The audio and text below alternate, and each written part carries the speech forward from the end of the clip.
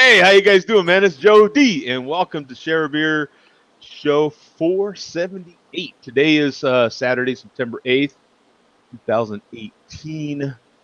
And welcome, man. This is a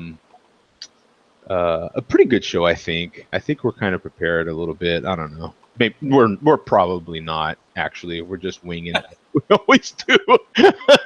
But thank you for, at least tuning in. At least giving us a shot, we have it till you make it. That's my motto. Fake it till you make it. Yeah. Yeah, just fake it till you make it, and if you don't, then let's just have some fun. Yeah. Whatever making it is, right? I mean, what is making it at this point? If I haven't made it by now, I don't even know what it is. I made some lunch. Mm-hmm. I made lunch. Is that making it?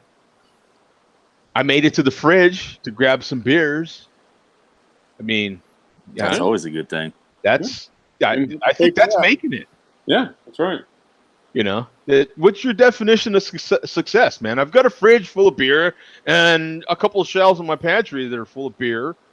I got some in the cabinet. That's pretty much successful. That's the spell of victory. Yeah. I am to a point in life when I can age beer. Boom! What else do you want?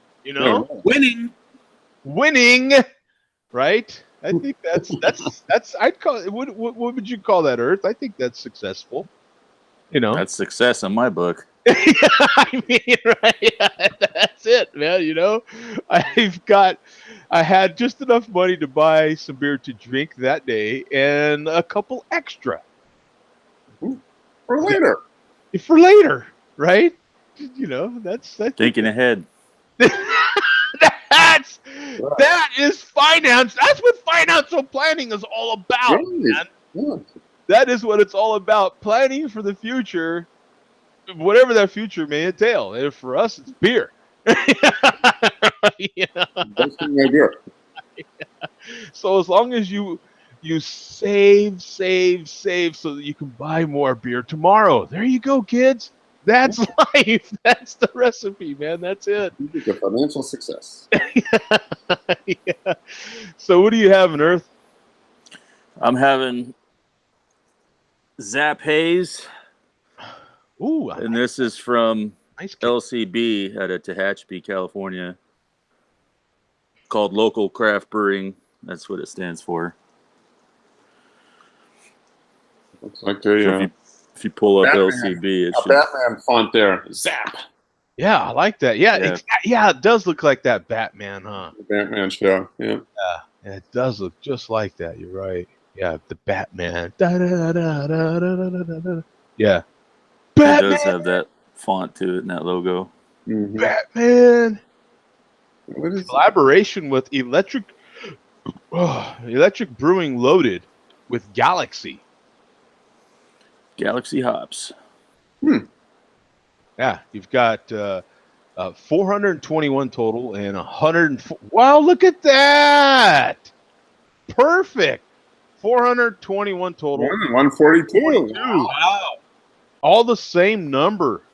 I'll box that later on tonight in the lottery. Yeah. Look at that, man. And then 8% ABV, 35 IBUs, and a 4.07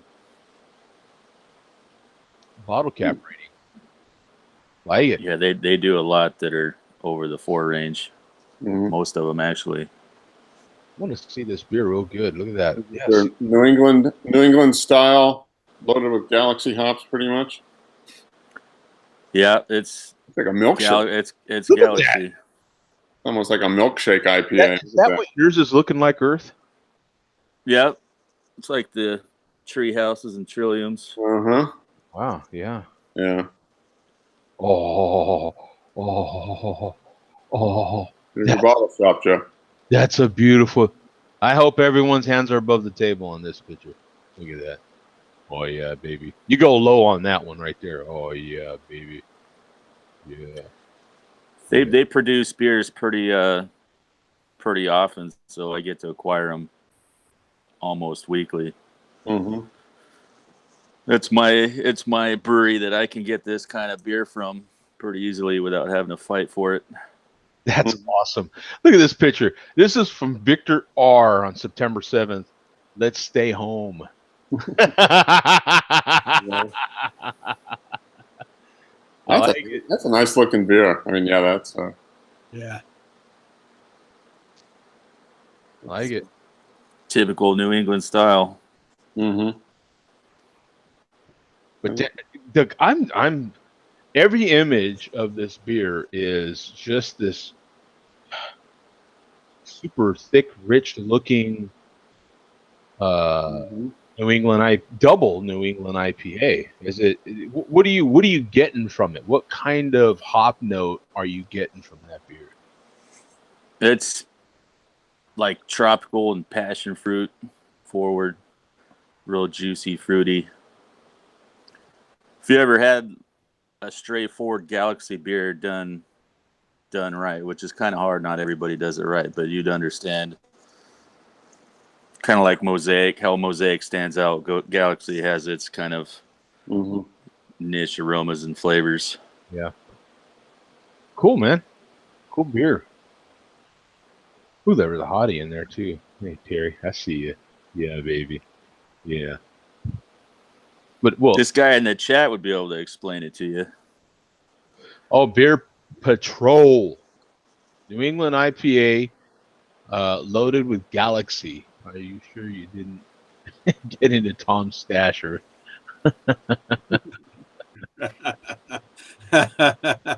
He says Galaxy equals all the pineapple and passion fruit for me. Everybody agree with that? Yeah, I mean, Galaxy is very pineapple-y, passion fruity. Yeah. I mean, I've had some beers where it's brewed with Galaxy and something else, and it doesn't really come through. But when you do get one and it's Galaxy and it's double dry hopped or something like that, you can definitely pick out what Galaxy's about. And so kind of hard. It's kind of hard for me to explain it. I'm not good with that, but yeah, the beer looks amazing. Yeah. Love the labeling on the can. I mean, that's simple, but well, Mark said it. Like it looks like Batman. The old school Batman, where they went like the '60s Batman. Yeah. Boom, boom, pow. Yeah. Those sorts of. I don't know what you call that sort of animation. It's not animation. I think that's sort of. Like an annotation. Super comic booky. Yeah, I don't know. Yeah. But you know what I'm saying. Comic book kind of font. So, Bum, what are you having, brother? Well, this is going to be a major letdown from what Earth is having. Just a basic Lancaster Oktoberfest. This is my warm-up beer for me and Mark's conspiracy beer that we're having later. Just from Lancaster, PA, Oktoberfest. It's a good beer, but it's as basic as you can get. So basic, I'm drinking it out of the bottle. Yeah, because no glass required. Yeah. So there's not going to be any flavors I'm going to get out of it. Putting it in a glass. Right, you're not going to make it that much better just because. Glass. Yeah, it's a good beer. Yeah, I've had enough of it to where. Yeah, I'm not even going to waste. I'm not going to waste the water to wash the damn glass. I've already had it. I already know what it's. So is this the same beer here? The Oktoberfest Lancaster. Yeah, that's it. Because you got the bottle, and they're showing a lot of cans right here, so it's looks slightly different, but it's pretty much the same. 11,000 ratings on here, 11,600, 192 in the last 30 days. Classified as a Martzen beer, 5.2%, 24 IBUs, and a 3.44 bottle cap rating.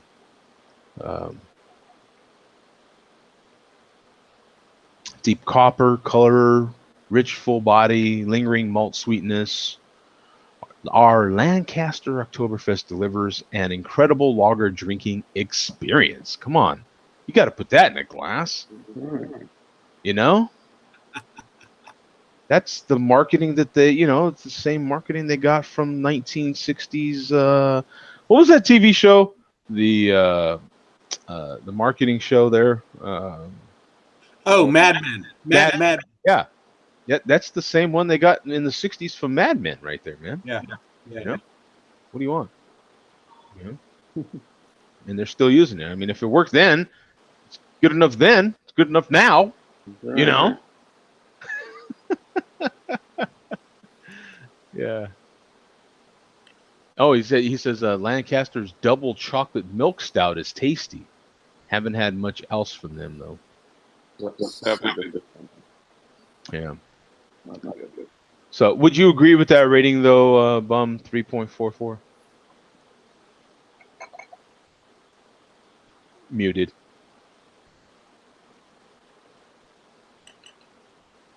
He gave a hell of an explanation too. I saw a lot of lip movement, and the poor guy muted himself the whole time. Hate it when that happens. Sorry, I forgot my phone was ringing, so I muted myself. But you know what? Me giving you the description is not going to give you much more content than if you had audio or not. Yeah, I was wondering because I saw like a lot of lip movement. I was like, wow, that was probably the best explanation of that beer ever. Yeah. Too bad you didn't hear it. That was a lot of data we missed on right there. Just a lot of multiple word description. Yeah. It was my greatest beer description ever, and unfortunately I was muted. Self-muted at that, yeah. Floating around in internet limbo. Yeah. What do you have, Mark? I'm having the latest and greatest from our favorite macro brewery, Budweiser. Yes. This is their copper lager, aged on Jim Beam staves. They couldn't even afford the barrel. They just chopped it up and aged it on the staves. They didn't even put it in the barrel.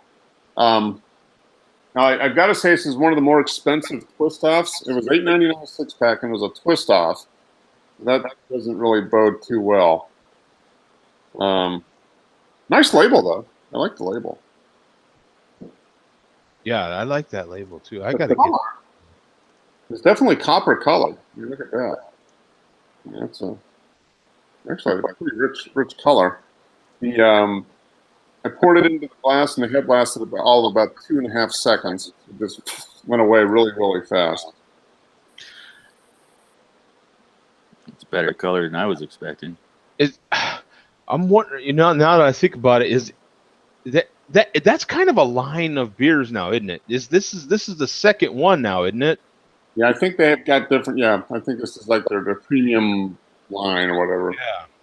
But it's malty, but there's not much else there. I mean, I hate to say it. The color's nice. It looks like a Coke. I mean, maybe not quite that dark, but it's got some. It's definitely malty. You get some caramel kind of flavor, but I don't get anything that would indicate that it was on bourbon anything. Stabs or staves. Yeah, I mean, I was gonna say, how many staves did they put in that mix? That would make a difference. They literally counted them all. There's 10. Two, plural. So we know it was at least 2. Yeah, there was at least a couple. Right, exactly. It's got some flavor, but there's nothing distinct about it. It's kind of a caramel flavor. There's I'm not getting any vanilla, any of that kind of stuff that you get from a bourbon. That. Nothing at all. No. Mm. The last Budweiser Reserve beer I had that similar color though. Mm-hmm. Yeah, wasn't the one before that a copper lager as well? Yeah, that's what I'm saying. Yeah, that's why I'm wondering. I think the only difference between these two is that this one's supposed to be Jim Beam flavored. No, it is 6.2%. So it's stronger than typical Budweiser. I think the other one was stronger as well. Mm-hmm. I think it was just called Copper Lager, or I mean, yeah, wasn't it? Or Freedom Reserve. Freedom Reserve. Yeah, yeah, Reserve, yeah. yeah. Let me look that Yeah, up. this is. I mean, it's not a drain pour. It's a basic. A slightly more flavored Budweiser. It was kind of what Yeah. I got. A little malty, a little darker. Yeah, a little malty, Yeah. a little darker, little bit more. It's almost like a Marzen style. It's that Yeah. kind of without the bourbon barrel, without the bourbon flavors. I mean, it's like a base Marzen, except it's a lager instead of an ale. I don't know. It's not worth $8.99. Yeah. I'm not gonna drink. I mean, it's drinkable. I'm giving it 2 3/4. Okay, so you've got 3,700 ratings on here, 35 in the last 30 days. So this is a new beer from Budweiser. At 6.2% ABV, no IBUs rated, and a 3.33 bottle cap rating. Wow. So would you even give it that, Mark? Now I'm giving it 2 3/4. You know.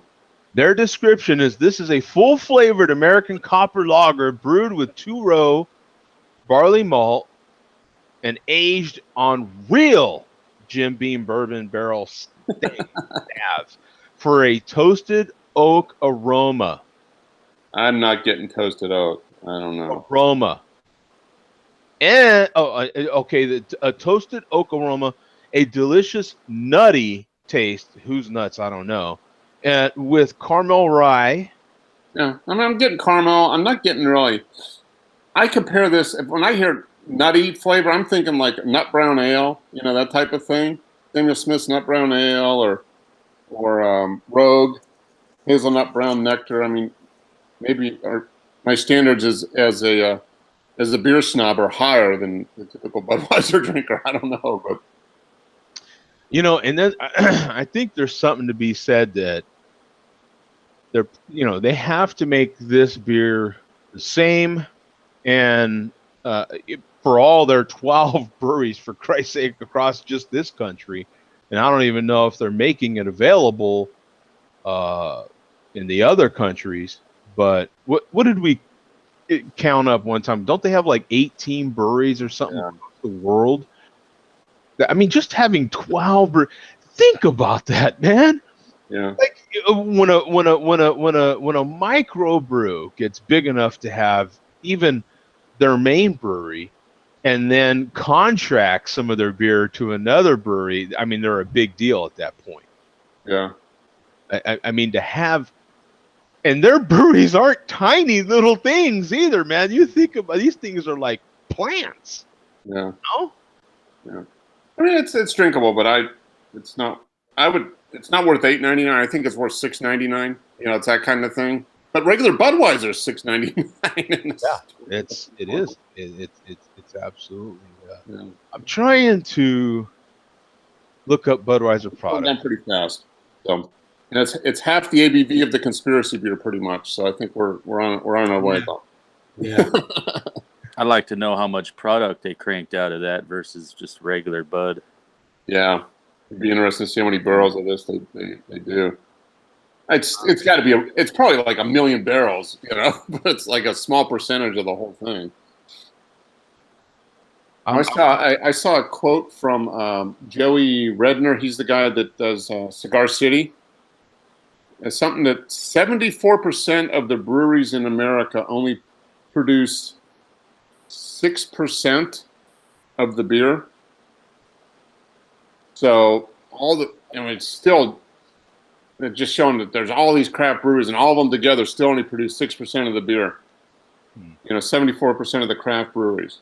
So it still shows you that smaller breweries are still small in comparison to the big ones. Yeah, and and even of the 3 major breweries, it's still I believe Budweiser is still the king of the beers, right?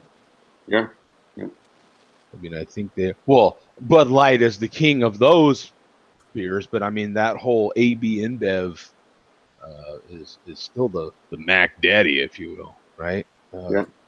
I'm looking at the listing for the Budweiser Freedom Reserve. They have that classified as a red, an American amber. Hmm. And it's this reserve collection. So it's still part of their reserve collection. But the beer looked very similar though, as far as that copper color. Let me show what I'm seeing here. Hopefully they didn't put any caramel coloring in it like some of the whiskey users do. Yeah, I don't know. They're not going to say it. I don't think they have to disclose that, do they? No. I'm They like, have to disclose flavor, but not coloring.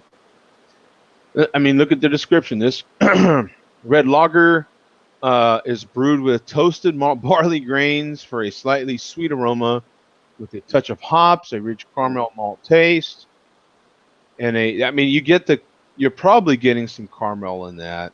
Yeah. And a smooth finish with a hint of molasses. I don't remember molasses in that. No, that's really sweet. Molasses, yeah. I don't know. I mean, yeah, I don't remember molasses in that brew at all. I mean, it could have been there, but if you throw up 20 billion gallons across it, it's going to dilute it pretty good. Yeah.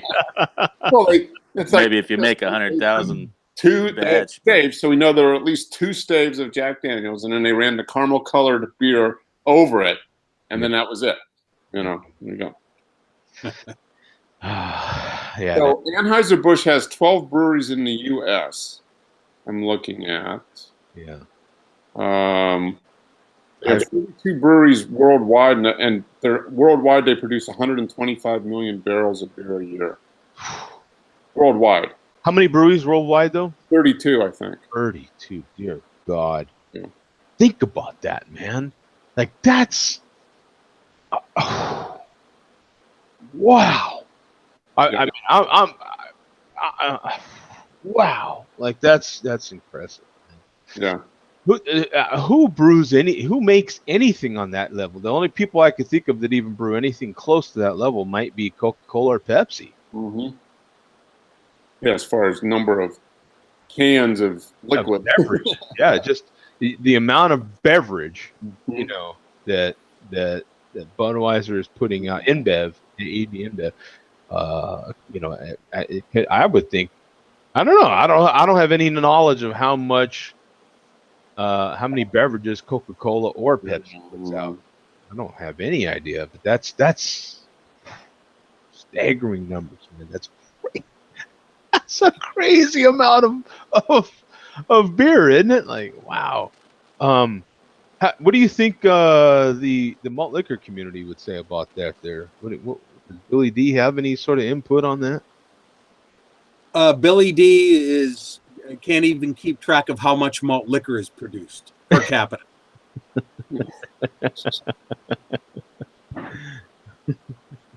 He can't even keep track of it all. He can't even keep track of it all. It's just yeah. Well, this week, you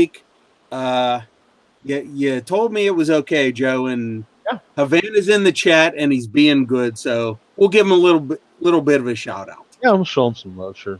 Yeah. Havana can be very bad, and he can also be very good. He's been very good this week. So been a good boy. Yeah. Mm-hmm. And we've seen how bad he can be too. But this past week, Zach. Hey, Zach. Hey guys, how you doing? Well, the Budweiser alarm must have gone off or something. Yeah, that's what happened. The Budweiser Liquor alarm went off. I was just checking in on my hockey practice right now. That's probably a post with the kids. So I'll be back home in like fucking 30 minutes. Okay. But first, we want to get your opinion, Zach. What do you think of this beer?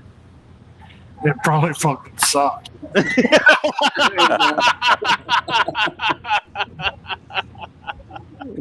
That's, probably that's the first thing I told Pam when I picked it up at the store. I said, I want to get this so Dad can tell me it fucking sucks. it's probably something that Steel Worldwide or what the fuck ever his name is. It's probably something they drink, huh? Yeah, that's one of them bitchy beers. All right, guys. Well, if you're hopefully you're still around in about 30 minutes. Well, I gotta, if our history is any indicator, I think we will be. Yeah, 30 minutes. 30 minutes ain't All right. nothing for this crew. I'll see you soon. All right, man. There you go. Awesome. So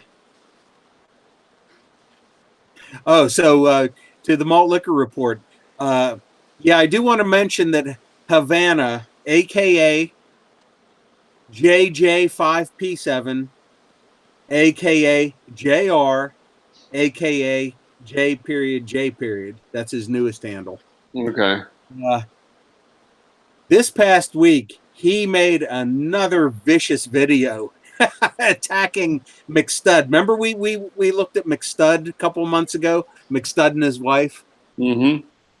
He made a very bad but kind of funny video attacking McStud and Mrs. McStud, and it was pretty bad. It was worse than the one for you, Joe. Oh, okay. And I will say, McStud replied to his video, and McStud took the high road. McStud replied and said, "It's all in good fun, man. I'm not offended. I don't take myself too seriously. It's all, this is all for fun on YouTube." But something told me that McStud did not show his wife the video. I just had that feeling. Sure enough, in their most recent video, McStud mentioned Havana, and McStud's wife said, "You still haven't shown me that video that you were talking about." And I was like, sure enough, I knew he wasn't going to show it. Oh. Yeah. However, since then, for whatever reason, that video has been deleted from Havana's one channel. I don't know why. He deleted it himself. And I don't know. Maybe he did it out of guilt, or him and McStud, decided it's all good. But yeah, Havana, in a show of goodwill, took that video down. So cheers to Havana, because most women generally don't like receiving criticism on their appearance. Yeah. If I'm not mistaken. Yeah, that's not a good idea. That's not a good idea. Yeah. So in other news, I mentioned, I believe it was last week, about Fear and how he was threatening to play Toto Africa 109 straight times on a live stream. Forgot about that already. Yeah. That's Fear's theme song. He's always used it in his videos because it's a song that he knows he can play without there being any YouTube copyright trouble. Oh. Well, for the first time this week in one of his videos, he actually caught a little bit of stuff from YouTube. He got a notification that his video using that song was blocked in 2 countries, Bulgaria and, to quote Fear, some other shithole country.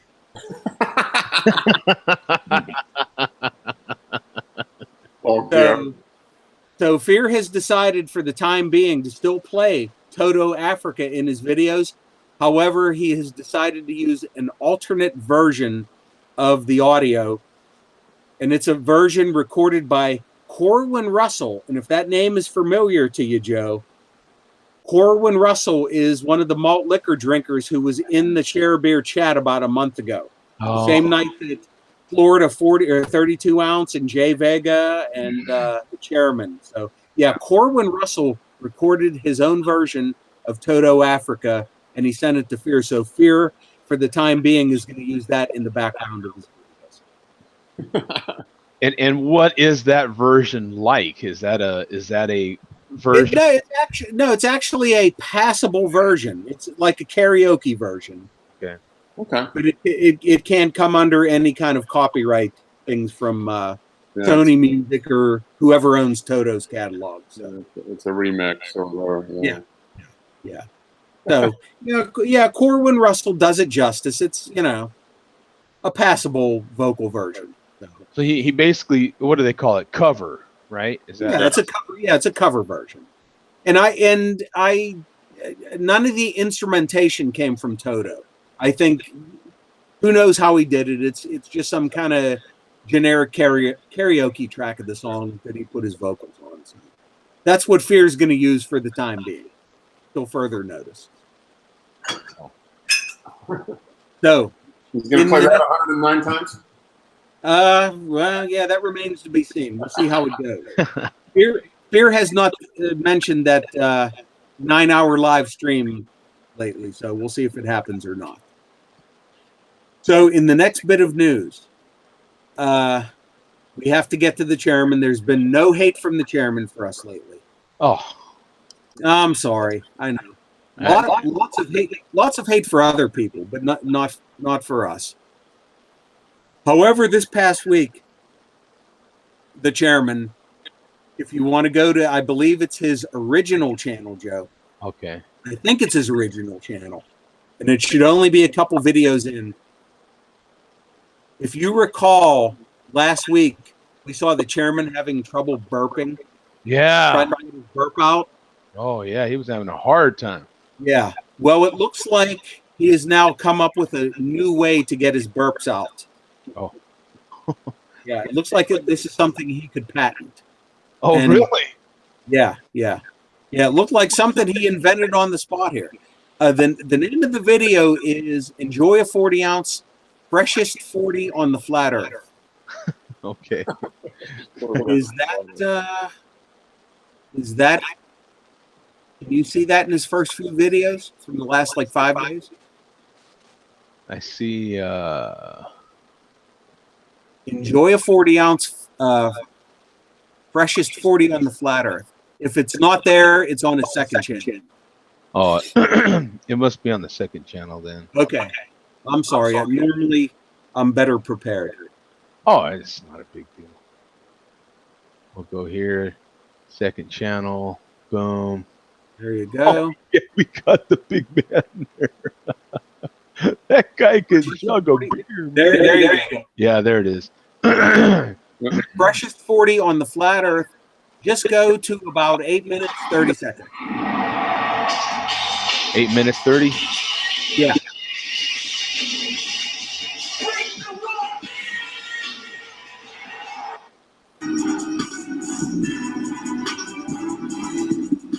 Okay, you got the pile of cash. Okay. Yeah. So you see him struggling to get the burp out here. Get your body ready for McRib season. Wait a minute, did you hear that? Oh yeah, I forgot to mention that. Yeah, he's cutting down on the snacks. He's cutting down on the snacks. He's getting his body ready for McRib season coming up. Get your body ready for McRib season. Because I'm going to be going hard in the paint. Enjoy McRibs. And delicious malt liquor. Yeah, here it comes. Whoa, whoa, whoa, whoa, whoa. He's gonna hurt himself. Whoa, Watch. whoa, whoa. There it is. Smack yourself in the chest with a pile of cash. That'll get the burp to come up. Yeah. Oh, yeah. Ugh. Ugh. There it is. Wait. That's a stack of cash, man. Woo, look at that. Yeah, look at that. There you go. Yeah. There it goes. There it is.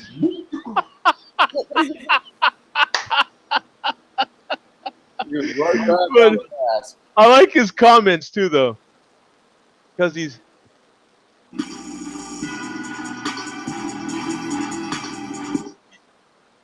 Cutting the snacks, hitting the weights,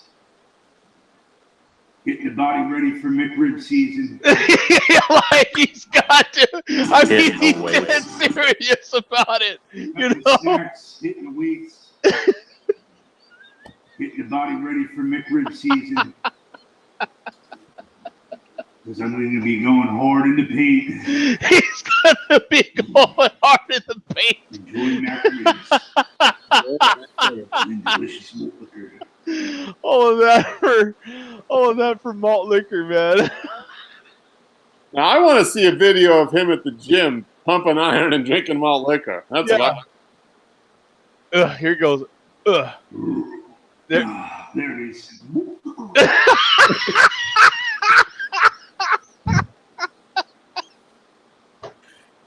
That is entertaining as hell, man. Look at that.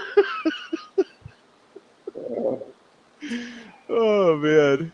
And You got to and exchange the OZ for LP. He'll be curling 40s. And Joe, we all know how you love the malt liquor from Yeah. the chair or from anybody else. So in our final bit of video news, just go to 209J Jones. Oh, 209. Okay. Yeah, That's a mega. his most recent video. His Labor Day malt liquor spectacular from September 1st. Malt liquor spectacular. And just go to 1335 and you can just ride it out to the end of the video by 1335. Come on, liquor video. Hey, brown bag. It doesn't go that far. It only goes to 1311. Oh, you're kidding. Yeah, look. She's already flashing red. See how it goes. Fuck you. Let's do Oh, it. that's weird. Maybe it was my mistake. Try 1235. Suck a few clocks behind fucking. Oh, Make $3 or $4. I hope you get a haircut. that's not what I wanted you to. What have I told you in the past about you have to be careful about 209J Jones? It looks like he's doing as he described right there, man. I mean, Oh, he killed it.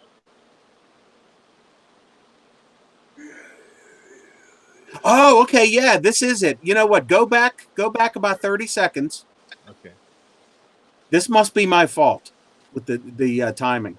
Yeah, before he chugs. Before he finishes the swill there. Go back before that. Oh, fuck you. There we go. Oh, okay. Yeah, that wasn't too bad. Oh, shit. Oh, fuck you. Holy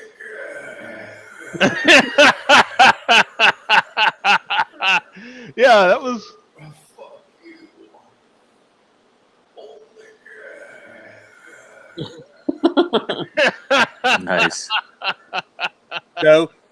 So he finishes it and gives you a little extra at the end here.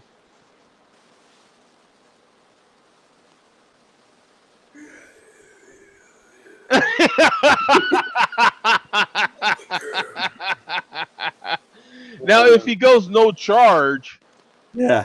then, hey, is that his Corvette? I mean, because that's a better Corvette. Yeah, I think it's a newer Corvette than. Yeah, that's a newer That Corvette. him? Yeah, that looks like one of his videos. Yeah, that's him.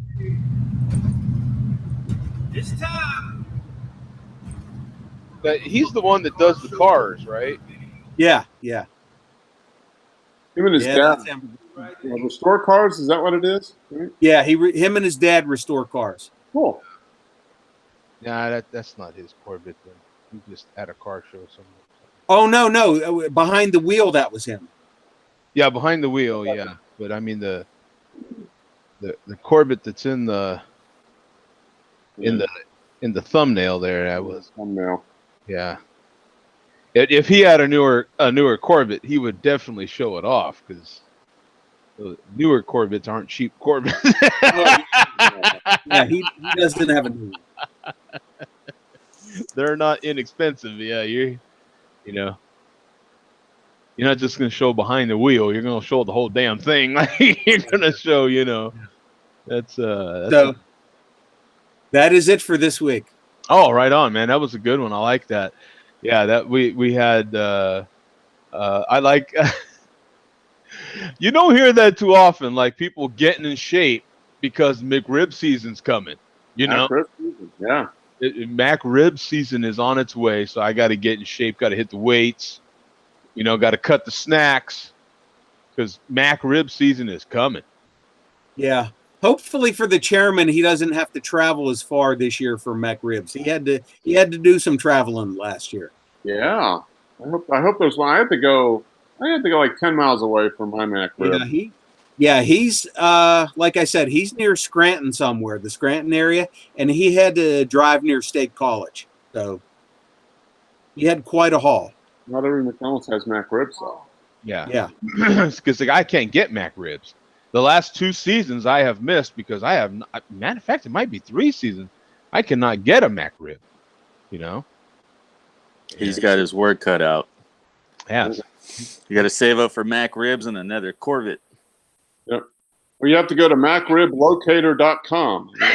Yeah, you do. Yeah, and there is one, right, Mark? I'm on there right now. I'm going to recent sighting. Oh, that was in Canada.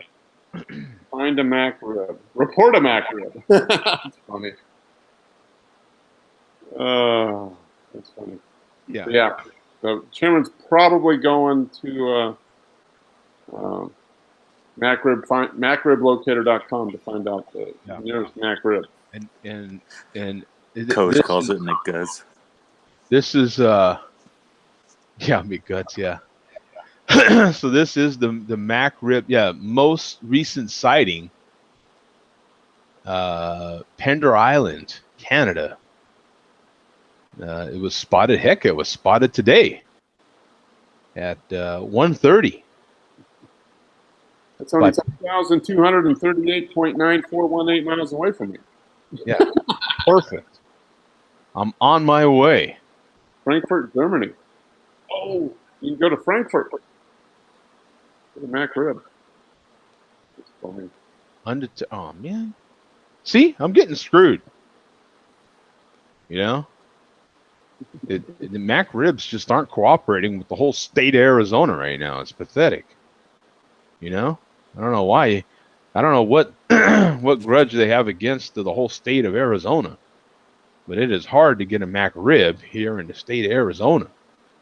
Here's pictures of Mac ribs, and they're different. There's multiple videos on YouTube on people trying to make an authentic, better McRib, and I would tell those people that's not what people want.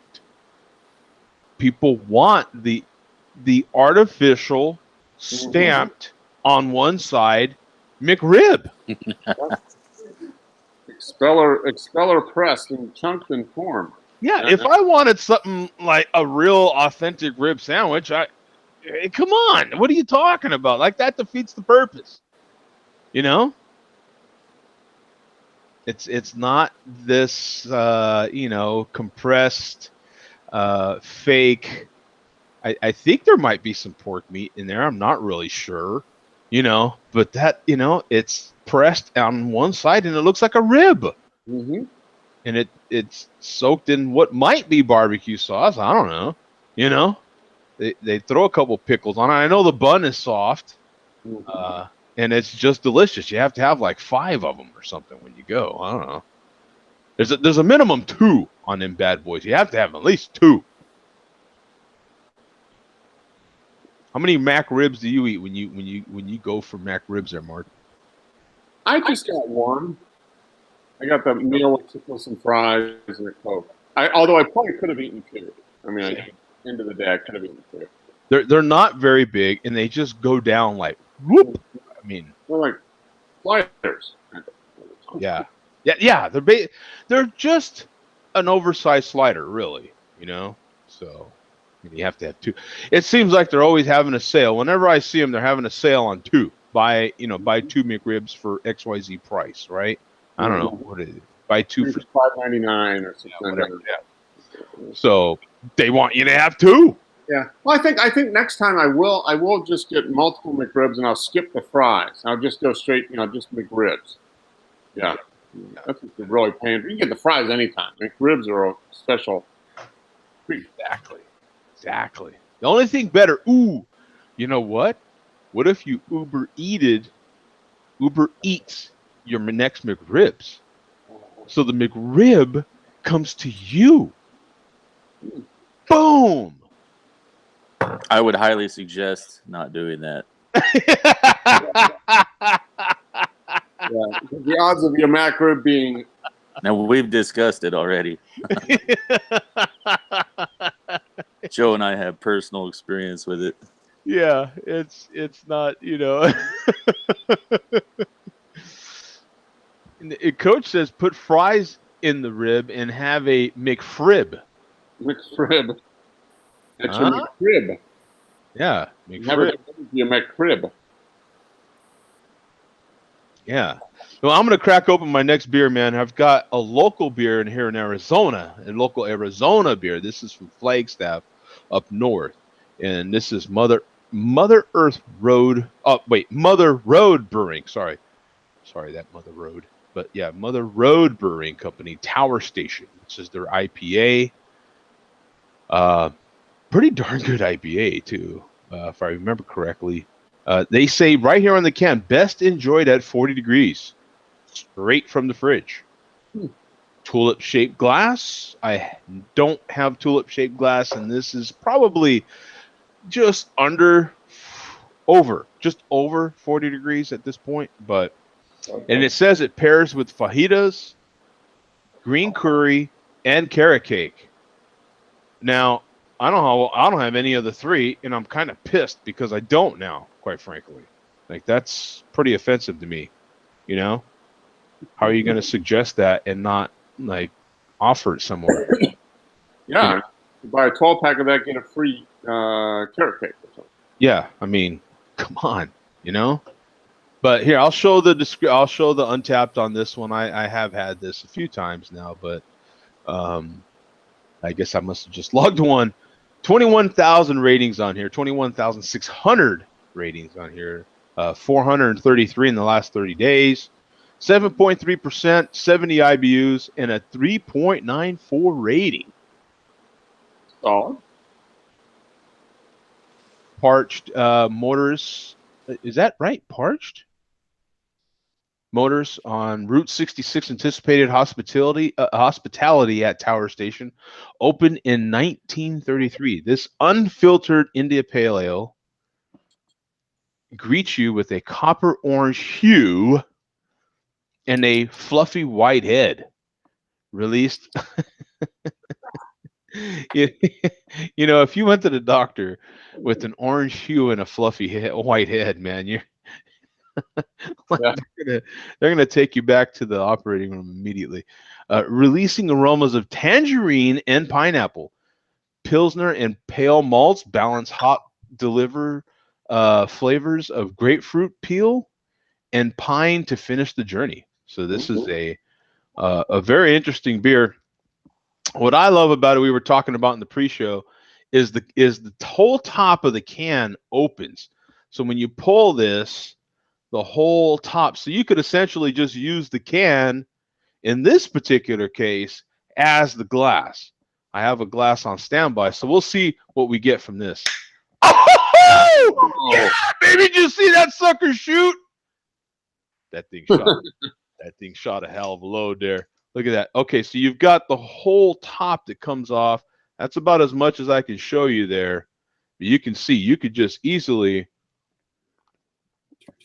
chug this right out of the top, man. That is fantastic. I'm gonna pour this straight in. I'm gonna release all that good aroma. I'll just go a little pour here. Check that out. Ooh, man, getting tons of that pineapple in there. Oh man, yeah, getting lots of pineapple sweetness. in some sort of citrus. It could be tangerine or orange, something like that. Smells fantastic. Here we go.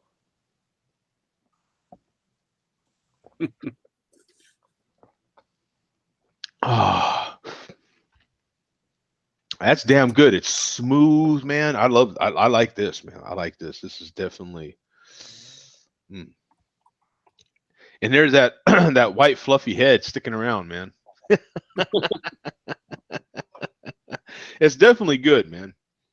It's definitely good, and it's not too hoppy. And how many times do you get to open a can and just see right to the bottom? Yeah. Yeah. That's cool. That to me is pretty cool. Swell. It's a perfect, actually, if you were to buy this, and this isn't extremely fresh either. This was canned on 7/10/2017. So I've had this one for a minute. Wow. Yeah, it was Best Buy November 7th. So this beer is held up really well. I would call this a good camping beer, a good going to the beach beer. The reason why is because you could still enjoy a canned craft beer and have a similar experience as you would drinking it out of a glass, but having it right out of the can with this sort of opening, which led to a quick discussion in the pre-show on what do you call that opening. You know, these different openings on these different cans have got to have names, you know.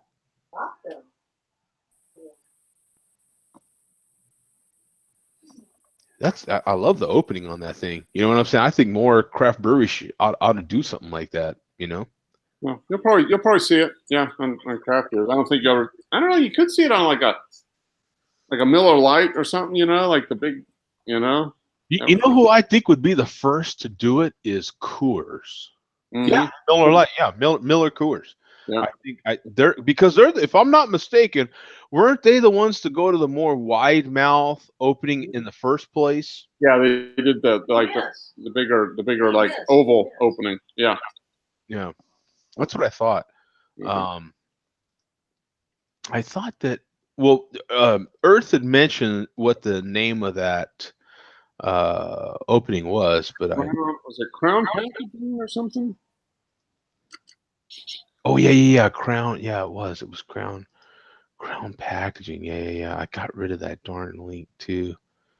What did I do with it? I'm stuck on McRibs right now. Yeah, Crown Packaging. Yeah, because there it is. It's still highlighted. But what did he call it? The wide mouth opening or what? 360. 60 opening or something. Yeah. 360 top or pre-app or something. Yeah, 360 top. 360 can top or something. I don't know. Yeah, that ain't working. Crown Packaging 3. Oh, 360. Oh, Crown Beverage Packaging 360 lid. Yeah, 360 lid. Yeah, 360 end, and then it has the. Yep. So this is what they're calling. This is what they're calling this opening, and that's a much better photo of it right there. So you can get a good look at that right there. That's what that opening looks. The world's. Oh, this is the photography theory and joke. Full aperture. Yeah. It's a really fast can. Yeah, 2-piece cans. Yeah. Yeah, So this is like an this is the bikini of cans right here. It's a two-piece can. So it's the bikinis of cans right here. Yeah, today our innovative 360 end, which is with an R, which is the R stands for what? Registered. Is it registered with copyright? Yeah. Yeah. is used by brands on beverage cans all around the globe. So, yeah, I dig it, man. I think that is cool. Innovations in beverage cans. Crown Smart. So you've got. I knew there had to be. Yeah, there's different names for these ends. I knew there had to be. It would just make sense, right? Coca-Cola reveal links. Yeah, see, here's that opening on other beverages. Whoa, look at that! Sex in a canique. That's a cool can. Yeah, top and the bottom, the head and the Vertigo. Hey, has somebody talked about this beer? I think I remember someone talking about this Vertigo. Vertigo IPA. It sounds familiar. Vertigo IPA. And look at this. What is this? Is this so you can chug the beer? What is this? A Lacombe Coffee Roasters. So yeah, Lacombe Coffee Roasters is committed to delivering coffee. Oh. So it's a draft latte. Oh, okay. I gotta click on this. This is crazy stuff. What is this? Some kind of okay. So the so it's a cold. So it's froth milk, cold pressed espresso. Wow. Okay. So that. Huh. What is happening there, man? I don't know. But there's a lot of stuff going on with cans these days, apparently, right? Just a lot more than we can cover. That's for sure. Oh, we got Shady Malt Shadows in the room. Oh, Ruben's in the room. What's up? Yeah, Ruben's been here for a while. Oh, okay. Yeah, we got Shady Malt Shadows. And wow, Havana's still there hanging on, huh? That's good. And so yeah, and I haven't had to censor him, or he's been good tonight. Now, I wanted to show real quick. I wanted to show Mark was showing that Budweiser beer, and I didn't get a chance to show this USA Today piece real quick. Budweiser brewing up Jim Beam bourbon beer collaboration. They're calling it. A shot of bourbon and a beer have been okay. Yeah. Yeah, I don't know. I don't know if this is worth covering, huh? Not really. Label's nice. The beer's, yeah. Yeah. You got a lot of press for it, that's for sure. Yeah. I'll buy it. I'll still buy it. I've got to try it, sort of thing. You know. So what is the conspiracy beer? What is this conspiracy beer we've been talking about?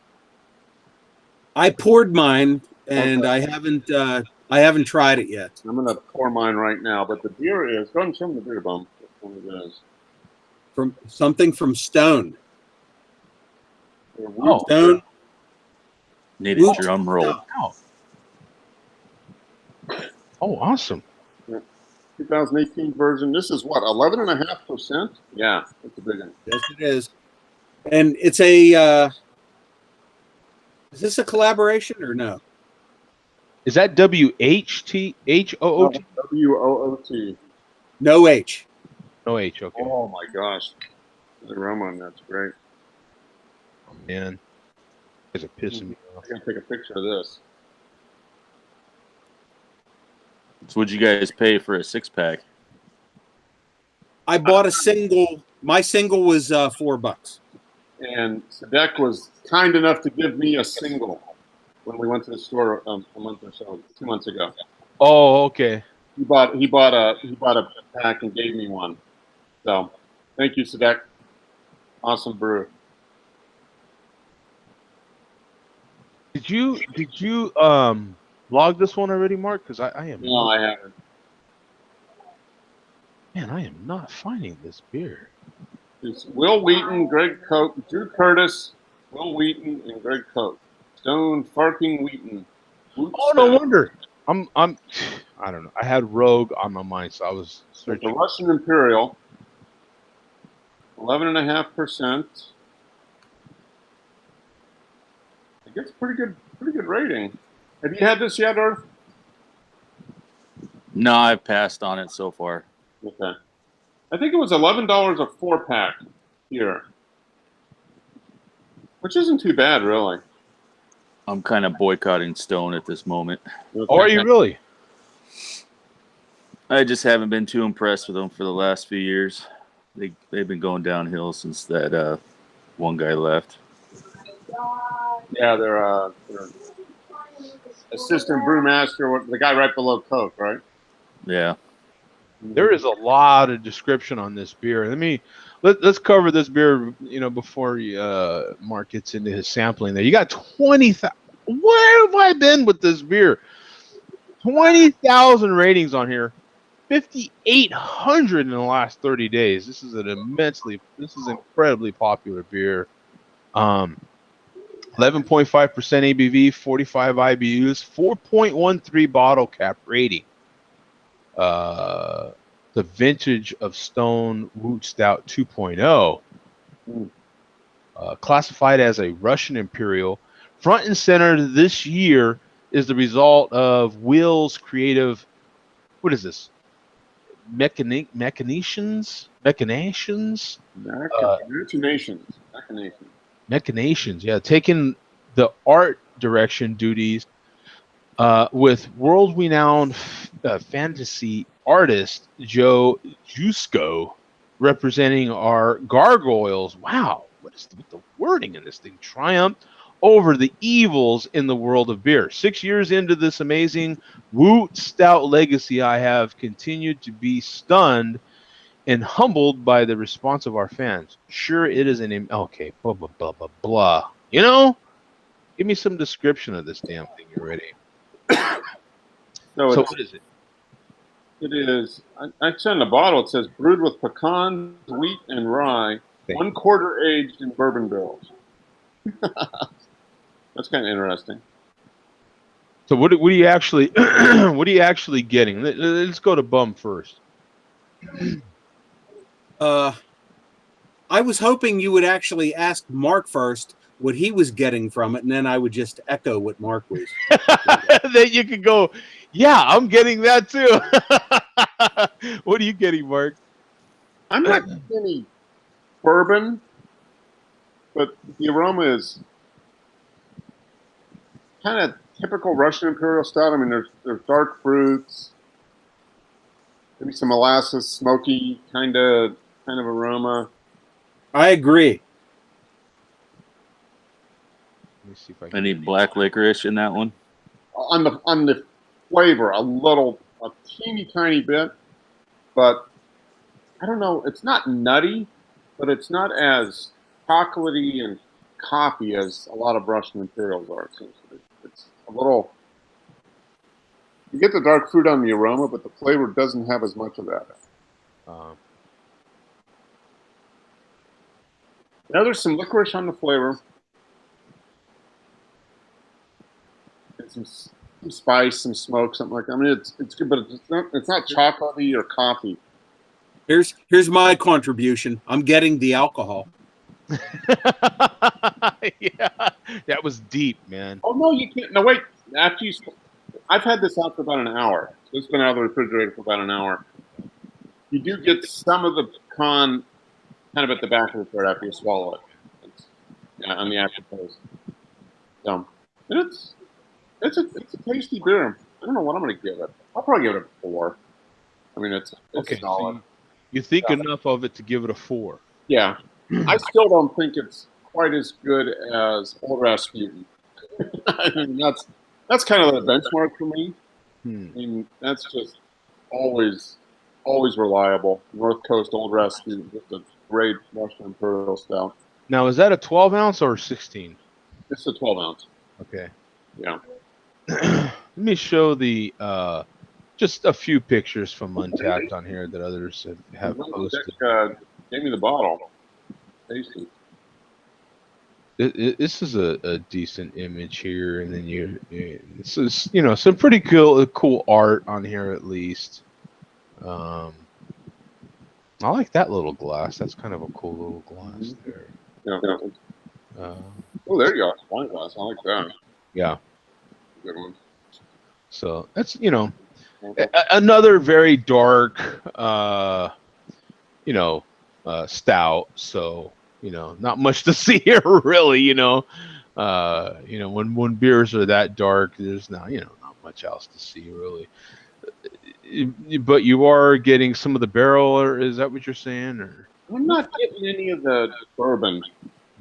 Are you getting any? Are you getting like that vanilla or anything? I'm not really getting any of that. I'm getting some kind of booze. Don't ask me if it's bourbon or not. yeah, he's like, yeah.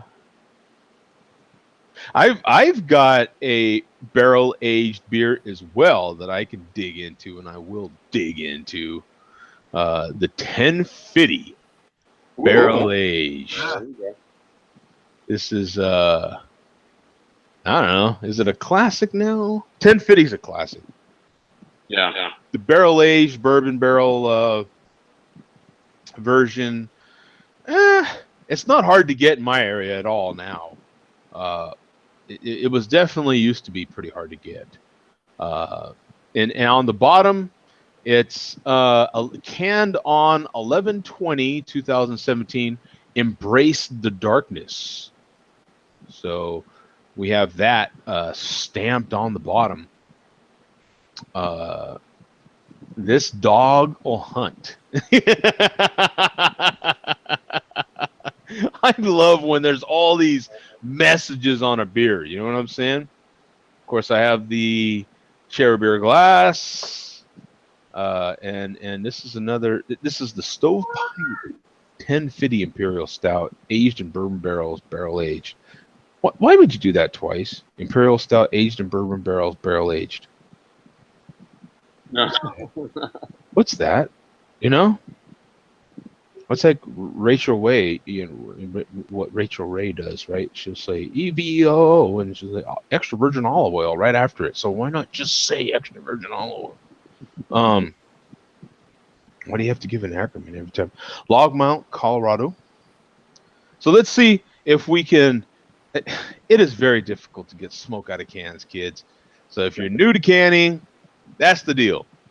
Cans are great and they're cool for keeping your beverage all the light out and everything like that, and packing it and be able to go camping with it, your craft beer. But for the cool factor as far as smoke, you gotta stick with bottles. Yeah, there's just not much happening there, kids. Sorry. But look at this goodness, right? That shouldn't be going in your Chevy. That's Yeah. This is Doesn't that go in your Corvette yeah. or your Camaro? When your Camaro has I don't know what is it these days, like 12,000 miles on it, and you undo that little plug at the bottom, this is what comes out of the Camaro. It's pretty much just like that. I mean, look at that. Look at the head on that thing. The creaminess out of that thing. Now, mine's actually a little darker. See this little fine line of how it's just slightly darker here? Yep, right above That's what the whole head looks like on my end. Yeah. It's barely lighter. The head is barely lighter. Well, it actually looks better here from what I see. But it's just a shade lighter than the beer. It's like that. Oh, and very boozy.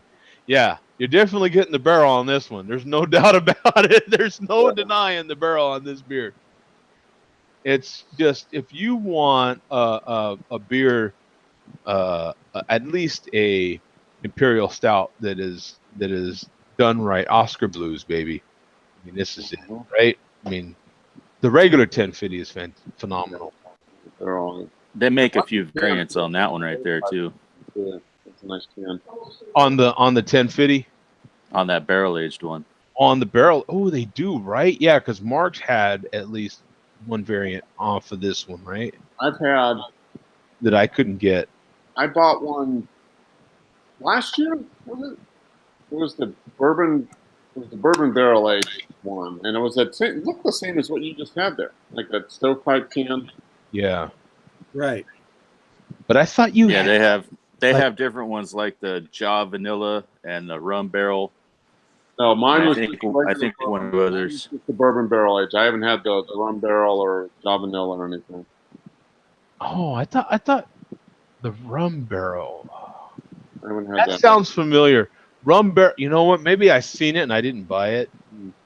That's bad on me. I'll tell you right now. I think this is the first one that came out. This bourbon barrel. Yeah, aged. if you see them, pick them up because those other ones are even harder to acquire. So let me give this. I do have the 2017 variant of this beer. So I'm gonna show the untapped from this particular one. 20,000 on here, 315 in the last 30. So I'm not the only one cracking this beer in the last 30 days here. 12.7.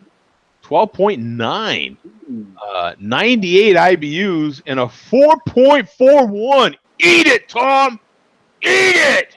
Yeah. Yeah. Top that. Yeah. You took us all down with that one. that is a very highly rated beer, my friends. Mhm. If there was any doubt on a imperial or a double IPA, imperial and double are one and the same. If there was any doubt on a proper double stout, I'm sorry if I said IPA earlier, I'm sorry, but a proper barrel aged double stout, this is it. I mean, a 4.41. I wonder what is the highest rated imperial stout barrel aged stout out there. I mean, this has got to be in the running. On Untapped, I think it's 2010 Goose Island. Oh, is it? Yeah, if you look at the all-time top rated on your list. Man, this is wow. Okay. God. Generic old Rasputin is like a 4. You notice I'm not chugging this. This is this is practically 13 ABV for all practical purposes. It is boozy. You're gonna get booze through the whole thing. You're getting that whiskey barrel through the whole thing. But you get the vanilla. You're getting the caramel notes. You're getting a nice mild chocolate note, and just a nice rich roasty flavor as well. It's just so well done. And now I've had this for almost a year, and it's just it's perfect right now, man. It is perfect. I could see having this with a nice, if you like, Ooh, Belgian chocolate pudding. I was gonna say chocolate. Like, if I'm not a chocolate cake guy, but if you had a really good moist, rich chocolate cake, one of those chocolate cakes that's like you got to brush your teeth afterwards, Yeah. like this would be the one to have it with. I mean, it's that good. I think it would complement or a cheesecake. Mm-hmm. That would go good with the cheesecake. Yeah. Just a really rich, Mm-hmm. thick New York style. Screw all the other styles. New York style for me, cheesecake. That's that. Yeah, nothing else. Just pure. Yeah, that would be good. Just straight up cheesecake. You might could have a couple of sliced strawberries up on there, and the slightest little bit of like Cool Whip or some kind of whipped cream on there. And oh, baby, just enjoy. I mean, you know what I'm saying? Just fantastic. Okay, now Ruben says there are 3 tied for first at 4.74. All Goose Island beers, stouts. For Russian Imperial. Yeah. Yeah, if you go to your Untapped where you check in a beer, Mm-hmm. it'll have top rated. You just click on that and you can see the list. Yeah. So there you go. That settles it. If you're getting beers that are 4.74, that's pretty good. You know, bro, at a 4.41, you gotta love that number. A 4.41, that's a great number. I would argue that's a better number than 4.74. Mm-hmm. But there's enough fours in there to satisfy me either way. It's better than 455. Yeah. Yeah. Now the one that the ESPN analysts love is the 4.54. They love that number, 4.54. Him on 4.54. You know what I'm saying? But no, a 4.41 rating on this beer, and you can kind of at least at the Total Wines that I go to, man, they'll have stacks of cases of this beer when it's available, of course. It's not too hard to get, at least a Total Wine in my area, at least. Those other variants, though, and in the past, boy, I mean, you would show up, and I remember when Mark first had it, and I for weeks I tried to go, nope, sold out. Nope, sold out. You know what I'm saying? Yeah, I just got lucky. I showed up there on a Tuesday or Wednesday at 2:00 in the afternoon, and they had a few there, and they said only one, and I took two. So I still feel bad about that, but I enjoyed it. So this and then to get this tall boy like this. This is a 1 pint, 3.2 fluid ounce can. So this is a pretty solid. What is that? 16, 19, almost 20 ounces. Yep. 19.2 ounces, maybe. 19.2, yeah. Yeah, that's a pretty serious can. So you're gonna get a little stovepipe. Yeah, it's like Lincoln's hat. It's like a stovepipe hat. yeah. It's a full size can.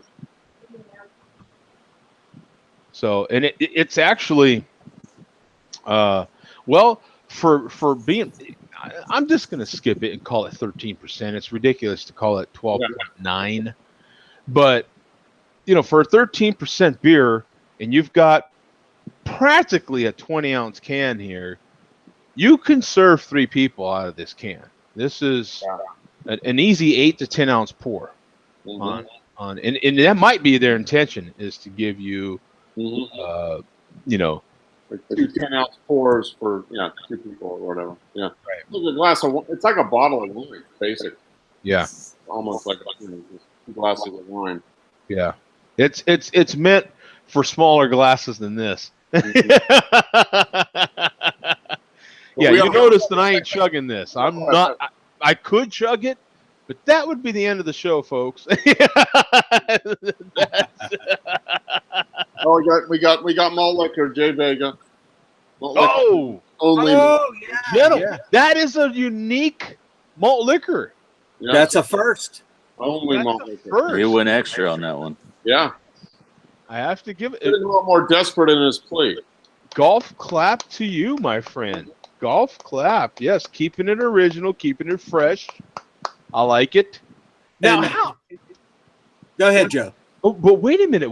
I was just going to say, how does malt liquor compare to this? But they actually do have a malt liquor that's crafty, but it's 14%, isn't it? Oh, the Founders. Yeah. Yeah, I still have a few aging in my quote unquote aging in my fridge.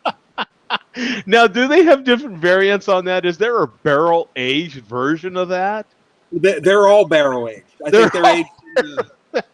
No, they're aged in bourbon barrels. Yeah, that's right. You're right. One of these weeks or months, I'm going to break one out. I still have 2 bottles.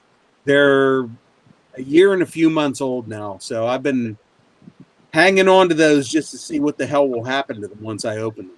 I think one of them has to come out for show, because we're coming up on show 500. I mean, that's in February. Or even better, what is the anniversary of the malt liquor report? Ooh. Believe it or not, I don't know. And you would think that me being the nitwit that I am, and it's my own thing, I would know. But I it's somewhere in the spring of last year. So we're like at a year and a half, We're like a year and a half there. So something like that. I think I'll we'll get back to you on that. 500 before we get to the 2-year anniversary of the malt liquor report. I mean, it sounds like Yeah, yeah. that might be one for the anniversary of the malt liquor report itself. Mm-hmm. Yeah. Either way, that's an either way deal. But we will have to make sure that Jay Vega is there to watch, because if it wasn't for him, the malt liquor report would not exist. That's true. He is the inspiration for the malt liquor report. Yeah. Now we have Havana says Barrel Brothers WD-40. Look it up. It's craft malt. Craft malt. Okay, there you go. Oh yeah, yeah. You know what? He's right. I've seen that. Havana knows his stuff. Yeah. Imagine what he'll know in 5 years when he can drink. So now, Yes.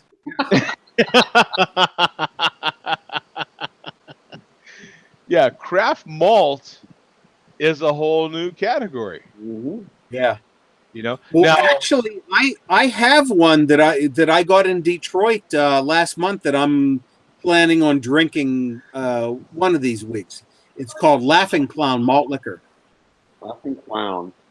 and it's a craft malt. Apparently, it's one of those deals where it's one of those products that was like a fictional product created for a movie, and it caught on, so somebody decided to actually make the product. Apparently, Laughing Clown Malt Liquor was in was it Talladega Nights with Will Ferrell? Oh, okay. That would make sense. Yeah. Yeah, that was like a fictional product for that movie, and somebody decided to brew it. Okay.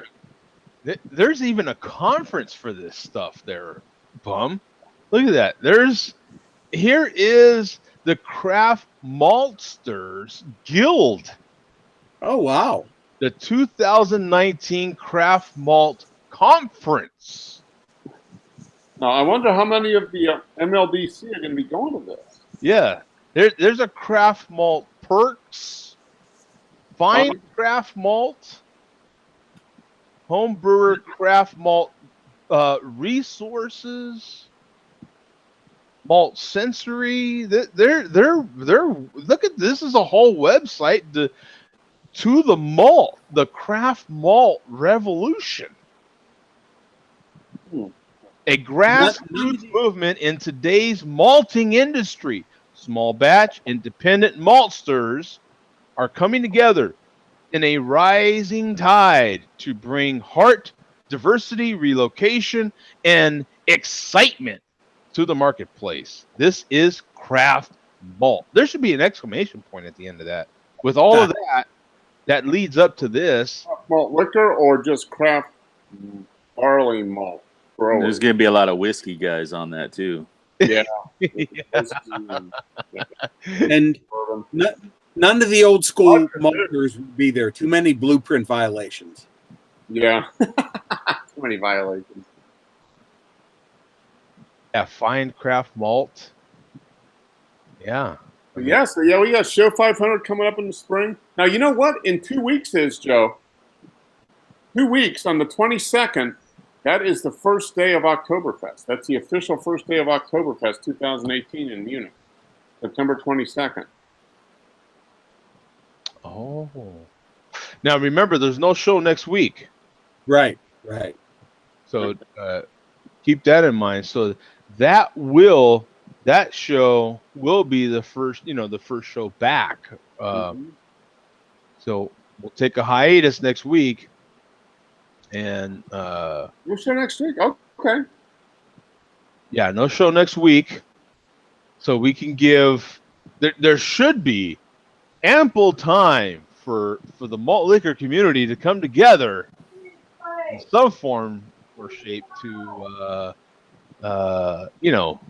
figure out their burping technologies and their burping techniques and their different ways to malt liquor and all those sorts of things. Get out the burps and to properly say no charge at the end of said burps.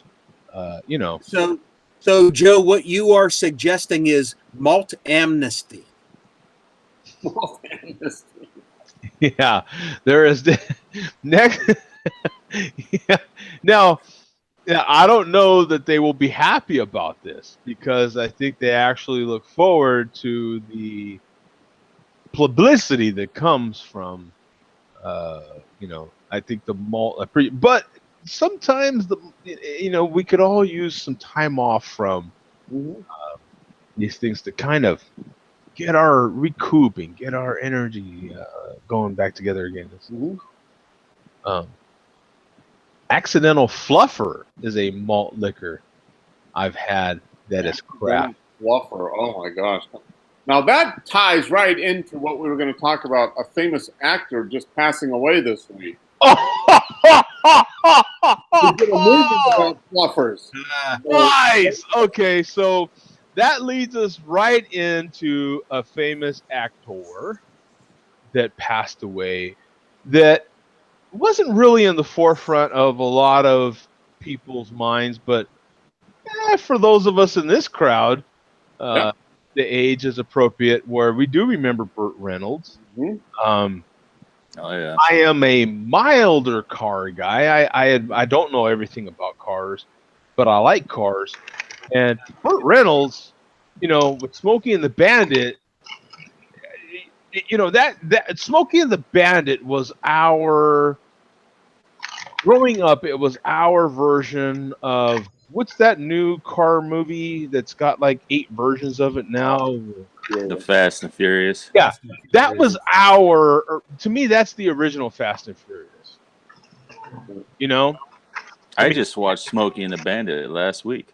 It had the original Firebird Trans Am, which was the car. I mean, oh my God. I mean, the Firebird. 75 or 76 Firebird. Oh, yeah. I mean, that was the car, and with that big Firebird on the hood, that was an amazing car. You had it with the black and the gold. That was it, son. You were done. Right? You had the car, right? And Burt Reynolds was the he became actually, he was actually like a C-list actor, right? He wasn't really that popular an actor until he started appearing on Johnny Carson like crazy, right? I don't know if I would call him a C-list, maybe a low B-list. Yeah. Because he had a regular role on Gunsmoke for like 5 years. Yeah. But he did those types of roles and so forth. But then he just got really big. Him and Dom DeLuise on doing that whole thing on like Carson. All that stuff. Yeah. I think his big movie thing, which is still one of my favorites in the early 70s. Everybody knows all the lines you're going to say coming up here. Deliverance. Oh, that's a fantastic movie. It really is. Deliverance is a great movie, and people laugh at it because of the hillbilly aspect. But it was a good movie. The reality is, you can go up into the mountains of North Georgia, and it's 1973 all over again. Not much has changed, Mark. And those people have inbred, and you're going to encounter their great-great-grandchildren. That's right. No, that was actually a very good movie. And actually, it was very scary. It was, yeah. For its time. Mm-hmm. But yeah, a big. Now I've got a full glass of this barrel-aged Imperial Stout, but a big dilly to Burt Reynolds. Before his passing, I mean, the guy had so much plastic surgery, he didn't even remotely look like himself. But oh my God, he looked horrible. With that aside, back in the day, he was revolutionary, really. I mean, when he did that centerfold, man, that was like the biggest thing ever. It was like you might want to clarify that statement, Joe. We couldn't really see the thing. We didn't know how big it was, basically. Yeah, you said it was the biggest thing. Yeah. That was it. That image was the most popular thing ever, right? I mean, but the ladies, the ladies, you think about Burt Reynolds and his image back then. That was the Farrah Fawcett one for the ladies. You Yeah, think like about 5 years earlier. Yeah. it was popular for women to date him. I mean, Mhm. he was the Derek Jeter Mm-hmm. of that day. Like he was a complete womanizer, a complete playboy. He was a playboy. You know, there was a quote I saw. They said, "I wasn't interested in making serious movies. I was just interested in having serious fun or something like that." Yeah, he Taking just full advantage of the whole movie star thing. yeah he just did it for the ladies. That was what he was Yeah. doing. Yeah. He wanted. And what I liked about him, if you see the comedies that he did and his appearances on, well, it was just Carson back then. Yeah, What yeah. I liked about him, it was as much of a sex symbol as he was and as popular as he was, you see, he never ever took himself too serious. No, he was always willing to poke fun at himself. Yeah. Yeah, that's what I like about him. Yeah. The Yeah. whipped cream sequence, you know, when him and Johnny Carson were doing the whipped cream thing, oh, that was classic. Yeah. But yeah, a big dilly to him. And you know what, man? We got Craig in the chat, and a big dilly to Craig.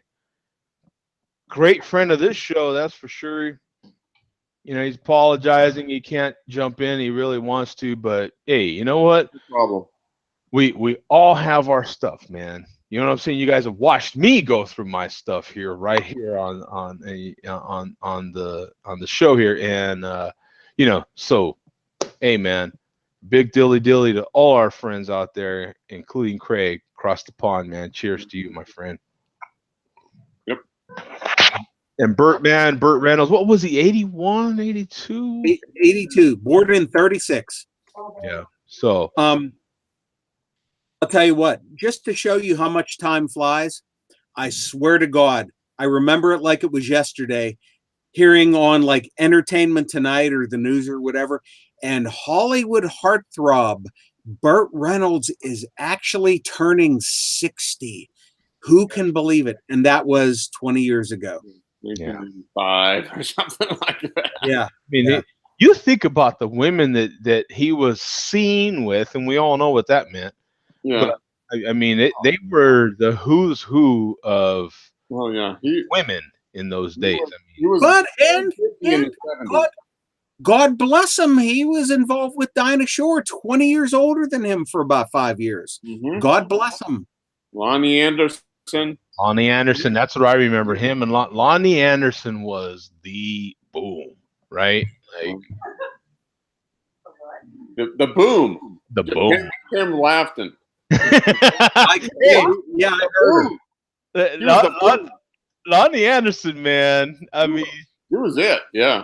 she was it, man. I mean, that was, you know. Yeah. Yeah. Yeah. I mean, back in the day, it was Burt Reynolds doing Smokey and the Bandit. I was kind of into these kind of shows, right? You had the Smokey and the Bandit, and then you had that Kurt something making that trucking movie, what was the Convoy? Convoy. Yeah. You know, it was Kurt Christopherson or something. Oh, Chris Christopherson, the songwriter. Yeah. Yeah. And He did Convoy, I think. Wasn't Yeah. Oh, are you talking Jerry Reed that was in the movies with Burt Reynolds? No. But they were not. It was that movie Convoy, the star in the movie Convoy. But him and Burt Reynolds are the ones that stand out to me as like those kind of heartthrobs for that period right there, doing those sort of car kind of driving movies, you know, that were kind of a big deal back then. There was a lot of like trucking movies coming out back then. It kind of stopped in the 70s, unfortunately, as well. But the Convoy for me is one of those movies that I still like to watch. I guess because I'm a truck driver. Cannonball Run? You guys watch Cannonball Run? Cannonball Run is another one. Absolutely. Yeah. Are you freaking kidding me? You hear that? Yeah. we're watching the Colorado State versus Arkansas game, and Colorado State's not doing too well. Oh, okay. She was voicing her disagreement with the coaching strategy.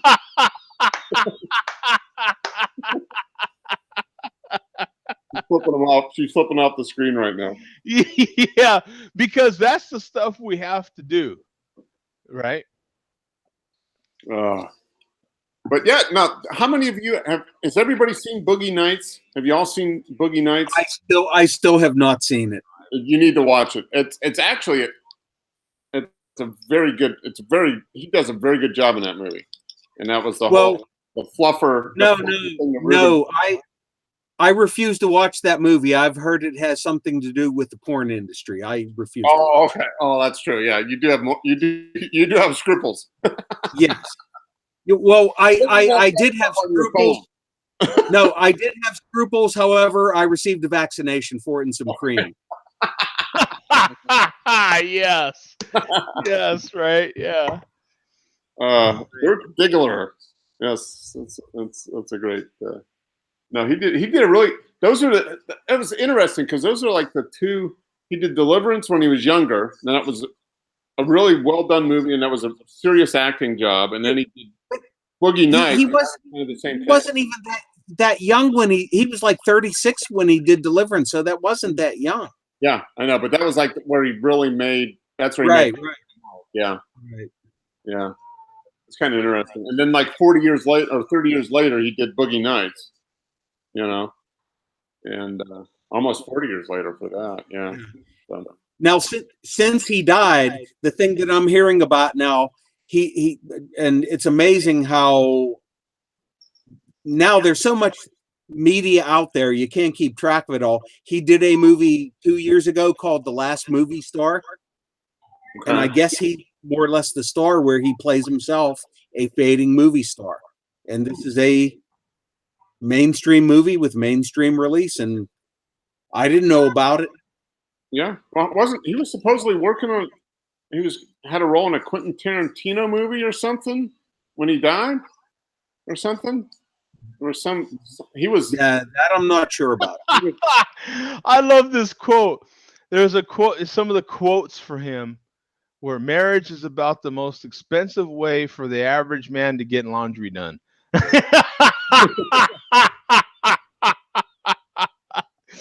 And my movies were the kind they show in prisons and airplanes because nobody can leave. There you go.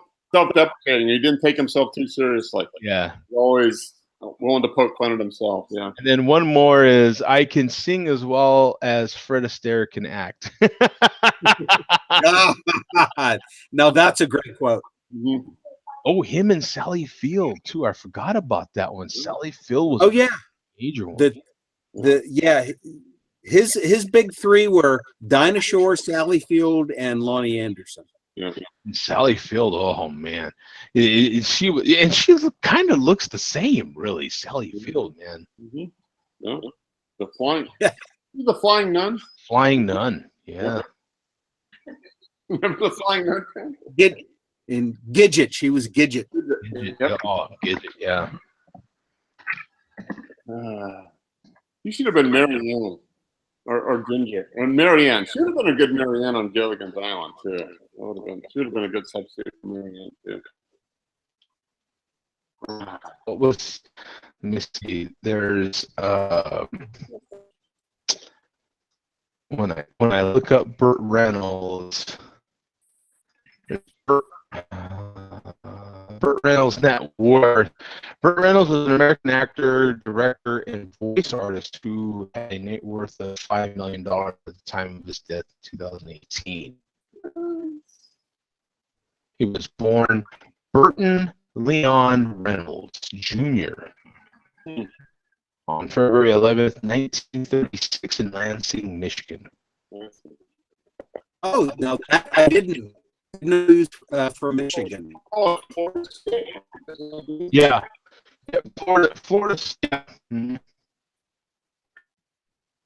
Florida State. Oh, I'm sorry, that dropped out. He's kind of the same age as my dad. That's what's weird to me. He's only a few years younger than my dad. I just couldn't imagine my dad and Lonnie Anderson. That just doesn't go to bed.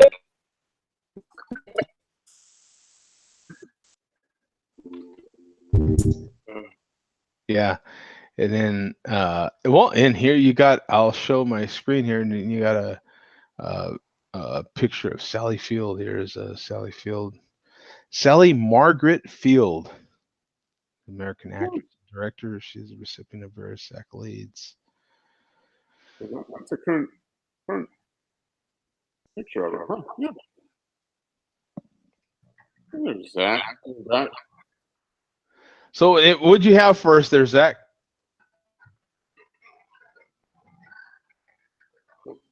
Hey, Zach, did you have anything for us, brother? How's it going? I'm having All right, I'm enjoying the last of this. Well, not the last of, the glass is still pretty damn full. I'm going at it slowly. The 1050 barrel aged Oscar Blues. Oh boy. I'm just trying to watch the show. Everybody sounds like fucking Rain Man because Google can't do shit together. Your favorite corporate entity, Google. Yeah, it's kind of like watching a malt liquor video. Everything's just like duh duh duh.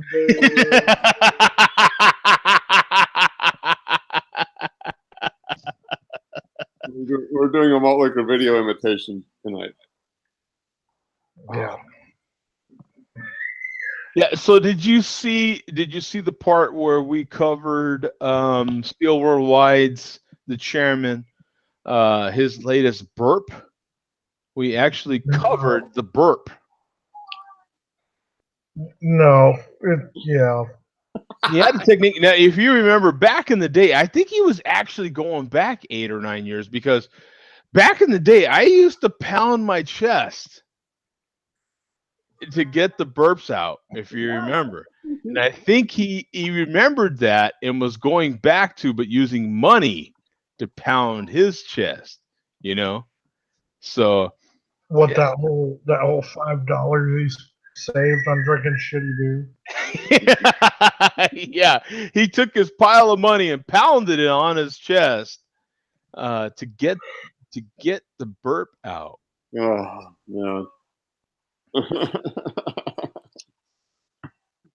Oh man. And he mentioned he was going to be lifting. I don't know if cutting out. He was cutting out. He was going to be lifting weights, cutting out the snacks, because he was going to be getting in shape for McRib season. He was going to be what? Lifting weights, cutting the snacks, getting ready for McRib season. Yeah. That sounds about right. We can only hope the McRibs do their job. Oh. If cardiac arrest is only a real thing, we can only hope. Oh my god! Because we know he's only choked on a couple of bones in his life. Right?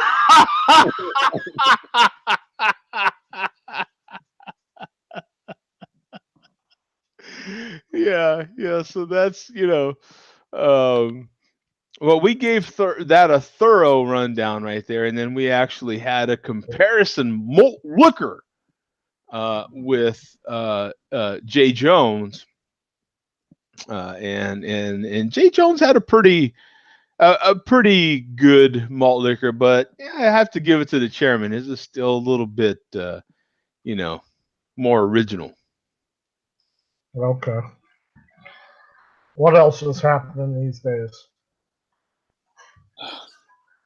Well, other than Budweiser collaborating with Jim Beam to make their latest brew. Yeah, a stellar beer as it was. Yeah. I feel like they've done that before, haven't they? Right? Yeah, that's what we talked about too. They had that Budweiser Reserve, Mm-hmm. which was a very similar product. Um, but they put Zach, they put at least 2 or 3 whiskey stabs, Jim Beam whiskey stabs with this beer, so it's different. Yeah, per like 1,000 barrels. Yeah, It's been staged, so that means there was at least two. yeah, Two in the whole run of whatever, yeah. 10,000 barrels or whatever they did. So And that's across all 12 breweries that they have in this country. So they at least put 2 in there. that's right. Yeah. You know. Just enough to Yeah, get the that's Jim Beam crazy. logo on the label. That's all they needed. Well, 18 times 2. So 18 times. So they had 2 per brewery. I mean, Yeah. come on. What do you want? Yeah. 1 barrel per Budweiser. You want to spend too much, it cuts into the margin. Yeah. Yeah.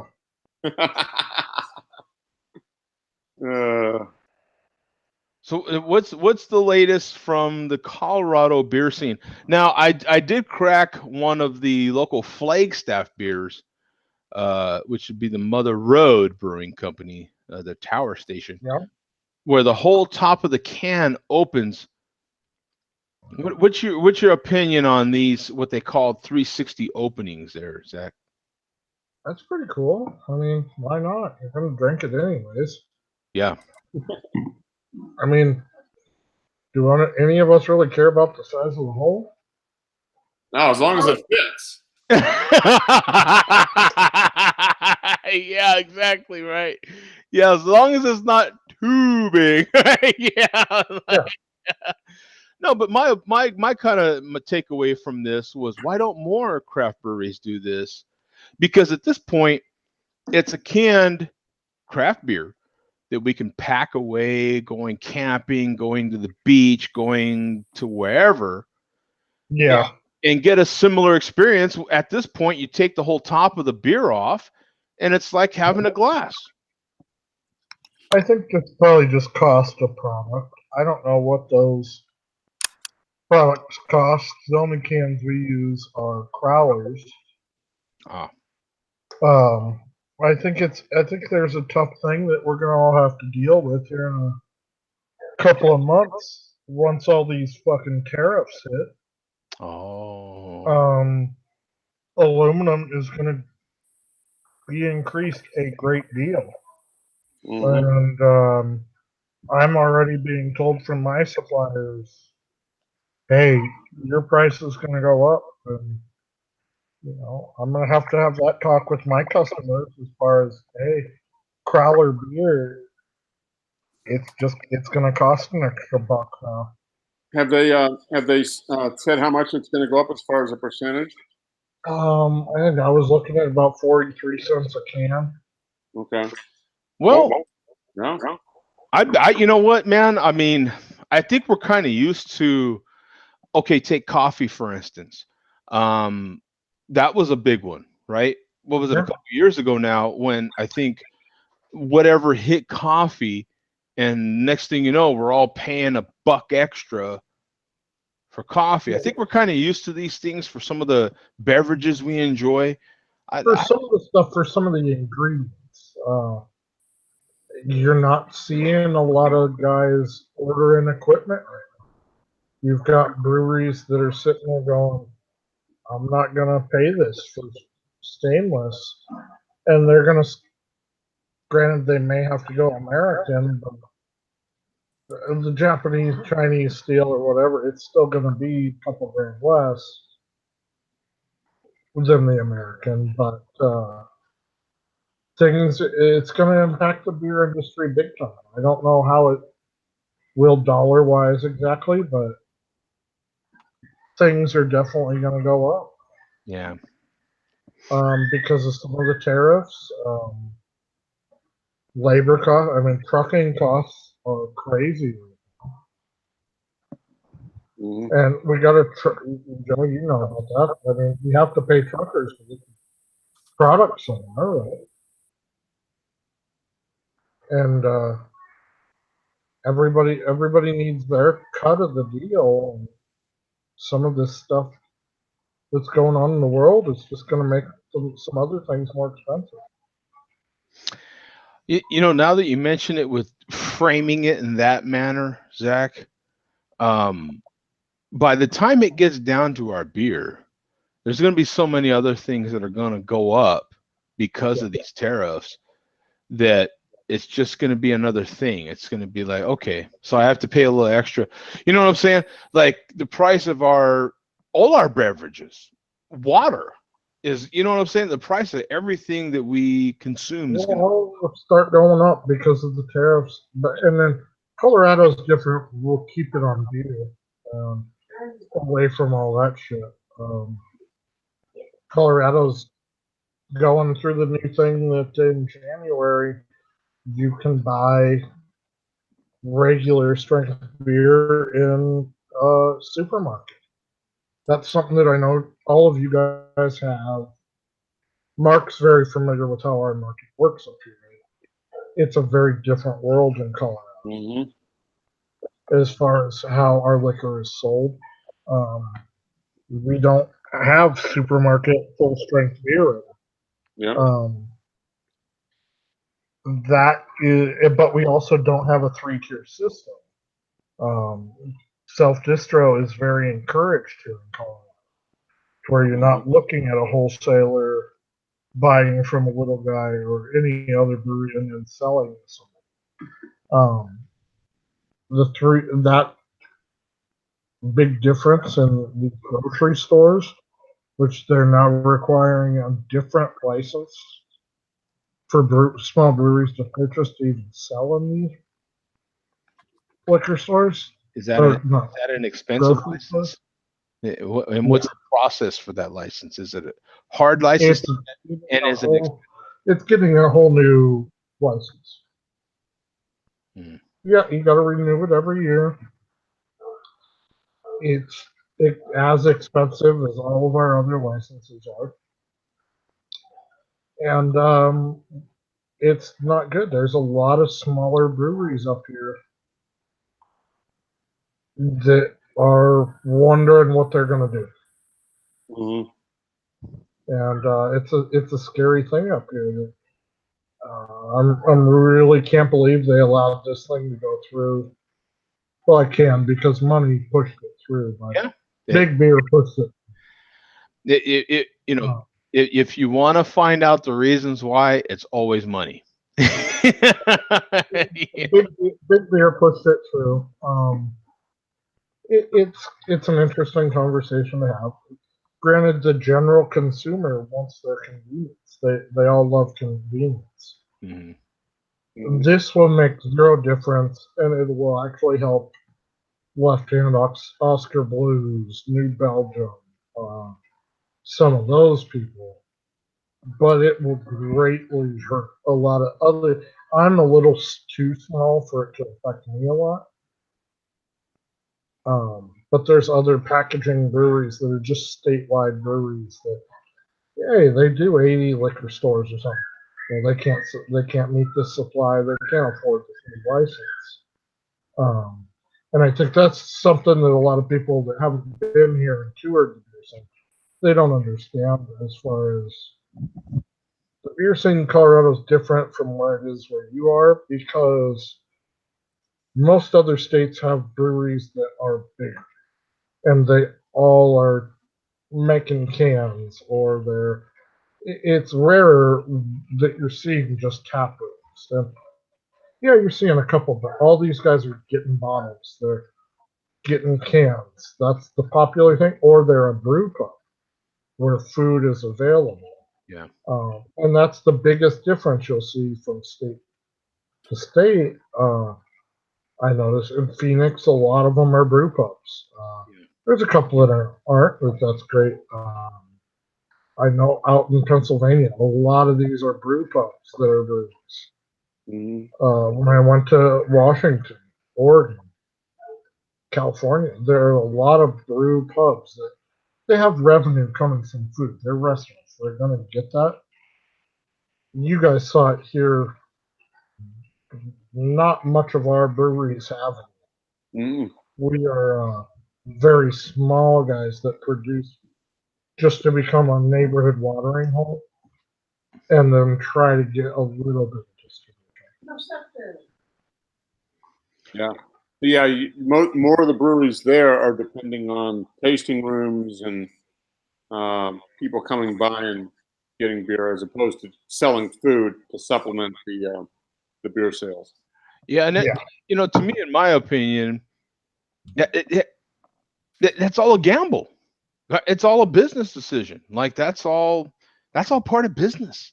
Like you take a gamble when you go and you've got a particular business plan, you know that going in, right? Like, hey, this could happen and we're screwed because this is our A plan. Like, we've only got an A plan. And it's only the businesses that survive that are able to quickly go to a B plan, to a plan C, to a plan D and survive. Yeah, and I think that's what you're seeing here a little bit. I think the issue up here was To me, that's a business, lot of right? the legislative Business. things were supposed to be, a lot of legislation around this was poorly delegated through the state house and through different representatives. The bill was poorly read out to the people it supported, and it was kind of a shock when some of this came out. I mean, the bill passed last November, and then just this past month, our liquor enforcement division went, "Hey, yeah, before this actually goes into effect in 3 months, you're going to need this other license." Great. Oh yeah, which is going to which is actually going to take possibly 6 months to get. And by the way, we don't have the staff to actually enforce it, but you need to have. Yeah. you need an extra license to sell in grocery stores. Then, right? That's what the license is for. Yeah, but don't you worry. You know, Breck Bud, Oscar Blues, New Belgium, they all have it. So Yeah. we won't worry about them because they'll keep us.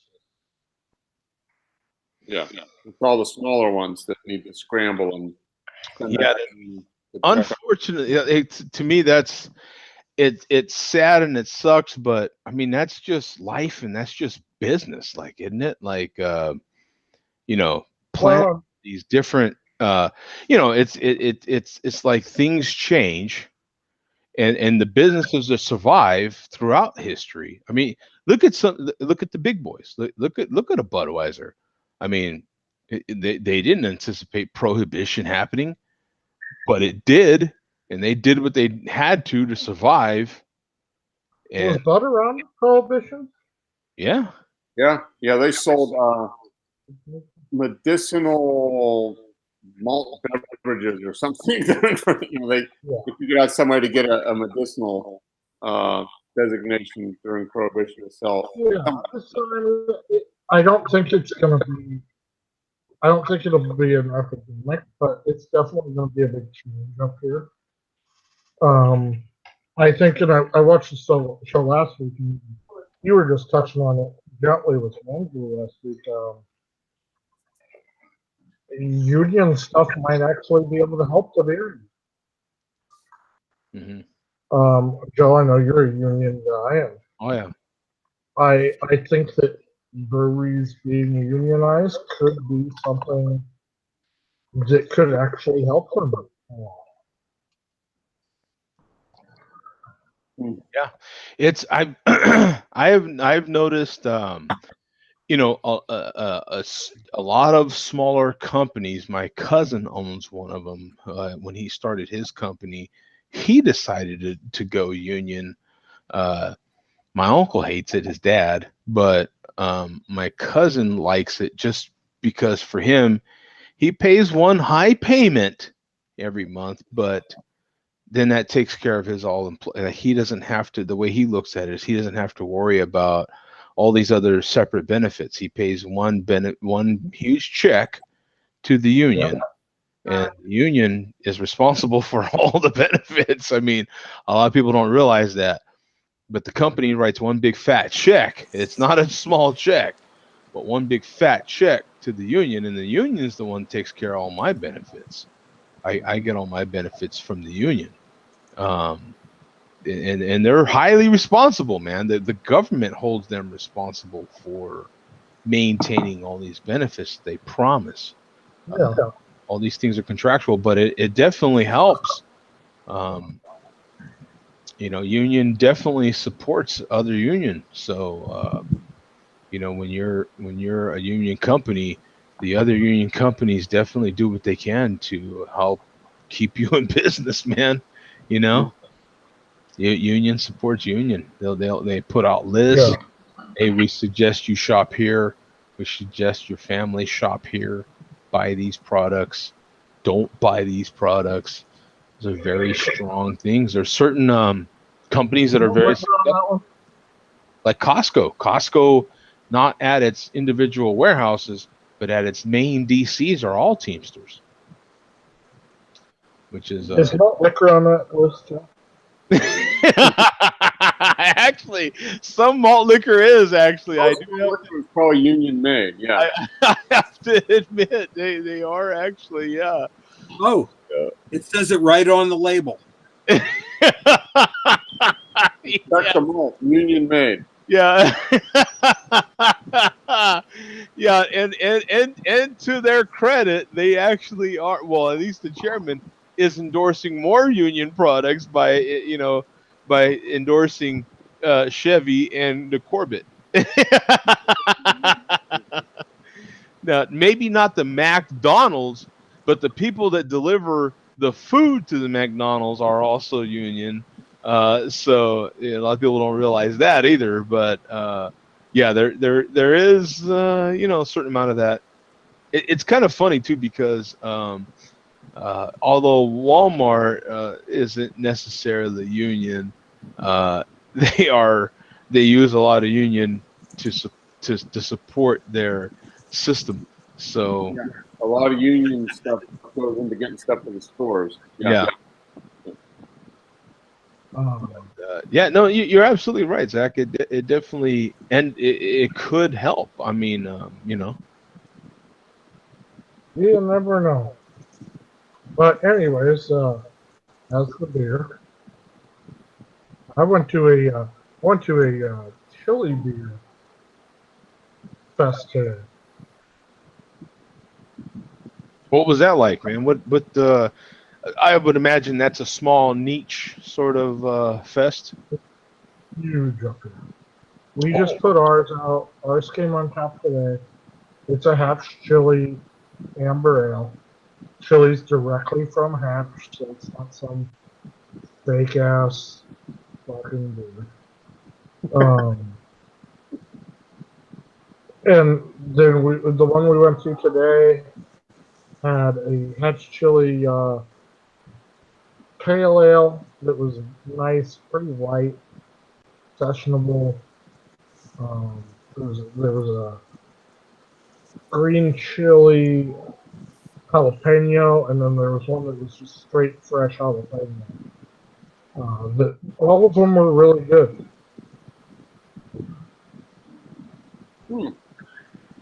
So did you have, how many different chili beers were you able to taste? I've had 4 different ones today. Okay. All right. And were any of them like really spicy? Did you get some like burn? I think the day of that is here and past. Everything was just so well rounded and tasty. I like a good chili. Yeah. I like chili beers like that where you get well rounded, flavorful, and maybe a little bit of heat, but nothing that burns. It's just kind of the hint of the chili. Yeah, definitely. What was the name of that one, Zach? So I can look it up and show everybody. Oh, the event today? Was it? Yep. The event today was at Cannonball Creek Brewery. and it was their. Let's see. Let's see if I can get a link here. I looked it up, and it's. Of course, I'm getting local stuff, so I'm getting the. There's a fest here happening. 50 breweries here. No, this 100 is beers. November this 10th. is a little. Phoenix. It was called Pepper Palooza. Go ahead. It was called Pepper Palooza at Cannonball Creek. Oh. I think it might only be a Facebook event. Mm. But it was cool. There was a dude roasting some chilies. Here's the link.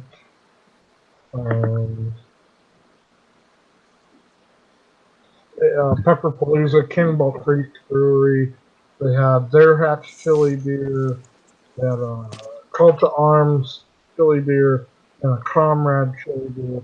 And then they had a food truck that was doing a specialty menu with like fresh green chili, green chili mac and cheese, green chili cornbread.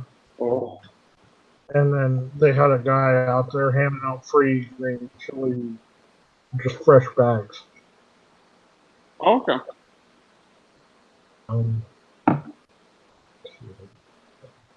Very good. Yeah, I remember in Albuquerque, Joe. What was the brewery? The brew pub. Oh, I can't remember the name now. Well, you had the one that's gone out of business now since I left. Which Yeah, that one. that one, right? Trauma They had a really good chili beer. Trauma River. Yeah, well, Chama River. They had a really good chili. It had full chili flavor, but a little bit of heat, but nothing. It wasn't hot, but it just a little bit of that heat at the back, but just a full. Man, Everything you would get in chili was like in a beer. It was really, really good. And to me, what a shame, because for that beer to just be like that brewery to go out of business just because it was mismanaged is a shame, because it was a fantastic. I mean, it was really good. Well, I think the reason they went out of business is because the restaurant side was mismanaged. Probably. Which is a complete shame. The beer was solid. I mean, we were there 4 or 5 times. Good beer. Oh, yeah. Really good beer, and the food was pretty good, but it just didn't. Well, it's like we discussed. Zach was bringing up earlier. When you place all your cards in one pot, and their pot was not just brew pub, but it was high-end sort of restaurant brew pub. It wasn't a cheap place to go have a beer and something to eat. It was an expensive place. It was higher end, yeah. So when you're you're putting all your eggs in that basket, in any basket, when you go into business and you put all your eggs into any basket, and that's your only plan, and you don't have any sort of wiggle room in there for a plan B or a plan C, or here, if this starts to even whittle a little bit, hey, we're going to go to this. We're going to survive. We're going to, you know what I'm saying? You're like, no, we're doing this and that's it. Get ready, folks, because, so I don't know what happened, because when I left Albuquerque, they were still a full functioning, brew pub. I mean, fantastic. I mean, I was shocked. I think. What was that? What was that, Zach? It's called Budweiser happened. Yeah, they were. I was shocked. Who was the one that? I think it was Zach that told me they went out of business. Who was it that told me they went out of business? I think it happened. Somebody came on here and blew me away, or it might have been someone that I ran into from Albuquerque that told me they were going out of business. But I remember learning, and I was just like blown away. Yeah. That was Seemed like they were doing really well, but obviously not well enough.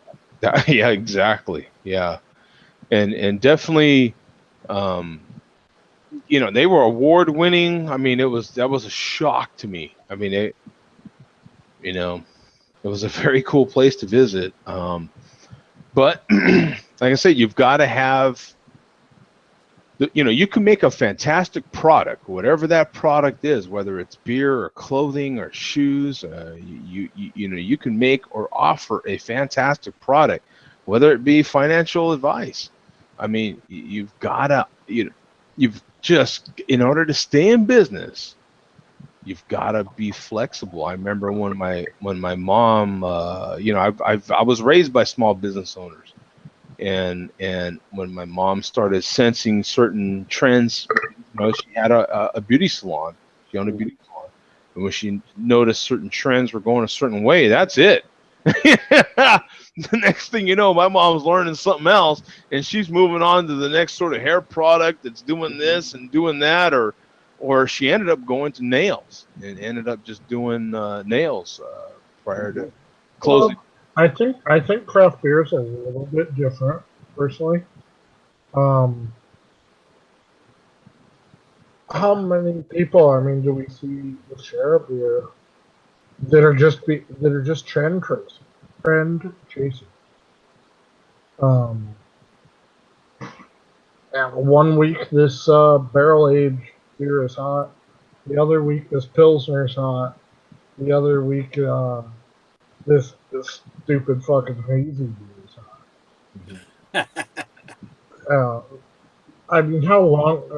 Seriously, right now, how long are we going to do this fucking hazy? Are we gonna what? What was It that? was like, I mean, I've been on the show for so many years now. And remember when it was, oh, you got to do sours. Joe, Yeah. if you don't do sours, that nobody's ever gonna give a shit. I know Greg was even getting into that thing. Well, I have to do sours, or nobody's gonna even watch. Now, who even gives a damn about a sour if it's not hazy? Yeah. Yeah. Now, I don't drink a lot of them. I don't know if you guys. I know Tom drinks some the liquid cake batter, but he loves that hazy stuff. Liquid. That's great liquid cake batter. Yeah. Yeah, if the cake was stale and looked like diarrhea.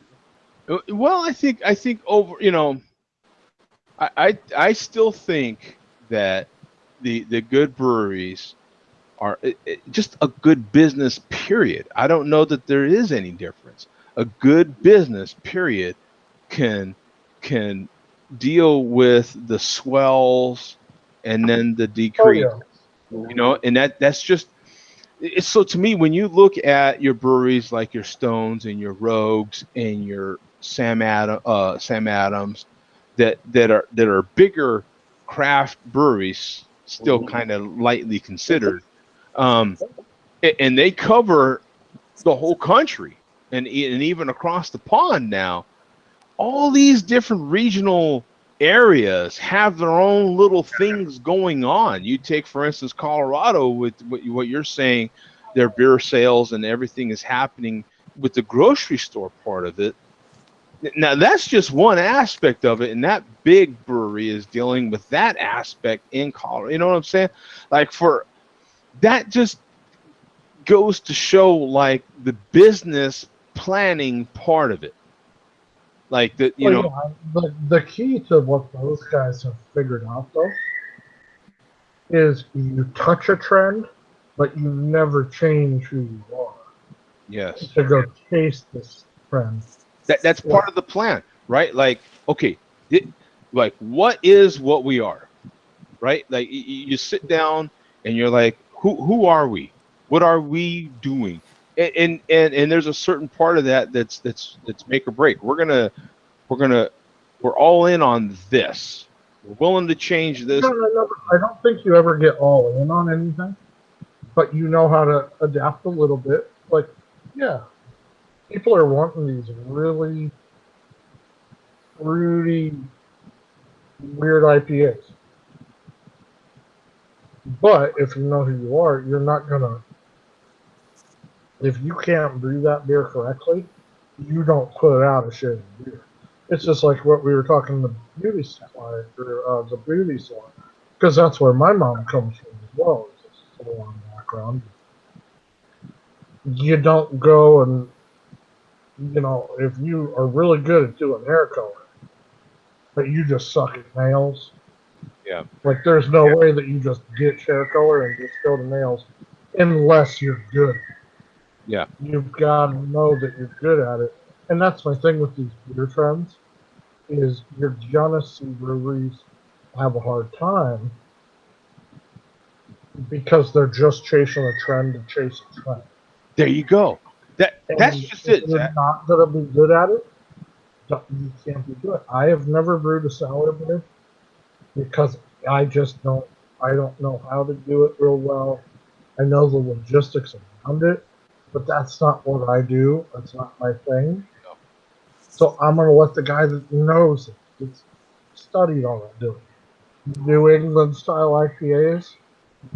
Trust me, I love cookies. I love tortillas. I love things with flour, but I don't really know how to put them in my beer and make them look like goop.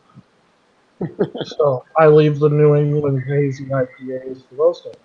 The guys that actually make them good are there's a couple of here that are extremely good at them. Yeah. But then there's 85 to 90%. What did I tell you guys before we walked into the beer fest last year about the ratio of beers that we were actually going to try that were worth a shit? I told you guys, about 10% of those beers, you're going to go, oh yeah, I want to have that again. 20% of those beers are going to be pretty good.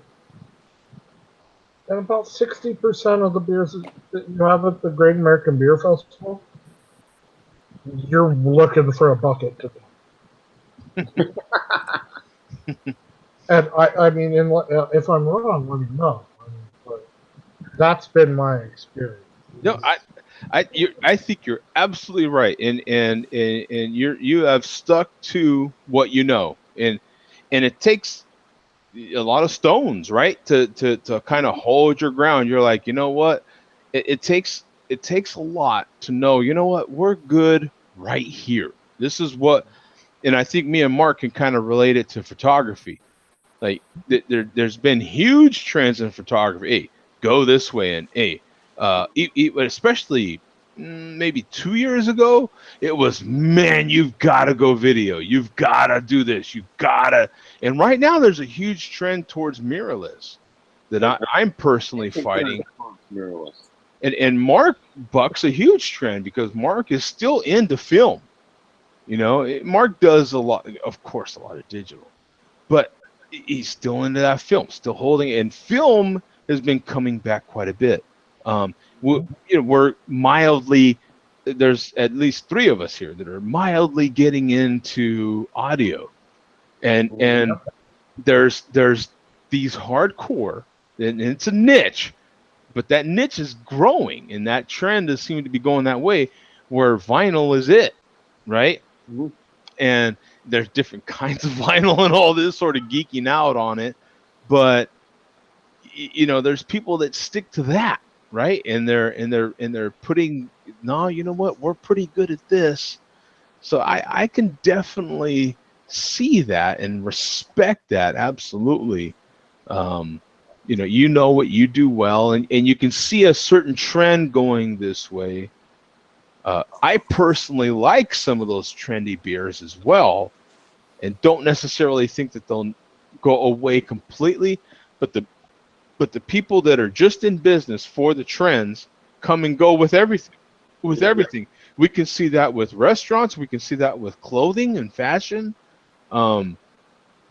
Quickly, those things come to mind. You quickly see the fashion store that's riding. They're putting all their eggs into this basket. Like, in the minute that trend goes away, they're out. Right? We've all known nightclubs that are that same way, bars that are that same way. But then you have these other bars and nightclubs or other bars and breweries that stick around. I have an interesting one that I've been actually thinking about here for a little bit. And I think Mark will probably be the guy that'll be able to touch on it because you're still kind of into the food and eating good. Joe, I know you're kind of on my same boat. Like, hey, fat kid, but we're gonna eat our fucking tacos. It's like don't get too close to the tank and see what's on.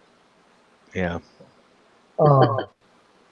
I want to take this to the interesting radio show we have here in town. When and how, as craft beer drinkers or producers or enthusiasts, however you want to classify it, do we start to understand the value of the product that goes into the beer, as far as understanding regional agriculture and organic farming, and how that relates to beer releases. Instead of all of us going, well, where's my pumpkin beer in July? Where's my watermelon beer in May? And where's my tulip flower beer in January? Where do we hit that point that ingredients become an important thing rather than looking at it in a hurry? And when do seasonal beers become regionalized at different points to go with our seasons per region? That's tricky too, right? Because we're all in such different markets. You know what I'm saying? Like right now we're, maybe not on camera, but right now you include the chat and we've got a worldwide show right now. We've got a lot of different... Joe, you and I are in prime like chili peppers. Like we're in that prime like garden hot weather vegetable season. Oh yeah. I know we've got a lot of peaches coming out here right now. That's something that people don't realize too with Colorado. Western Colorado produces a lot of peaches. Oh yeah. This time of year, like this, some people don't realize that, but some of the best peaches you're gonna have right now, just right now, come out of Colorado. And I would say that they're better than Georgia peaches in some cases. Yeah, or South Carolina. I'm probably kicked out of Georgia tomorrow, but I'm going to say that right now. But I think that's an interesting topic. It doesn't address any craft. Yeah. No, you make valid points, and I love getting your opinion because you're boots on the ground with this stuff right now, man. You're, people like you and Mark that are in business for yourself. I can't beat that. You know what I'm saying? I'm inputting off of you guys, man, because you guys are in business for yourself. As a consumer, you come in, Joe, and it's early June. You go, damn it, it's 90 degrees. I want a watermelon beer, and I want it right now. Yeah. Where do you come in at that point and go, man, I'm going to make you a watermelon beer, but you got to wait 6 weeks. Yeah, you got to wait till July. you got to wait 6 to 8 weeks. I think businesses like yours compared to, well, not even with Mark, like these sorts of businesses, once you get your base going, that's it. Like that your base, Zach, is going to come to you as a small, very small craft brewer. It's going to come to you.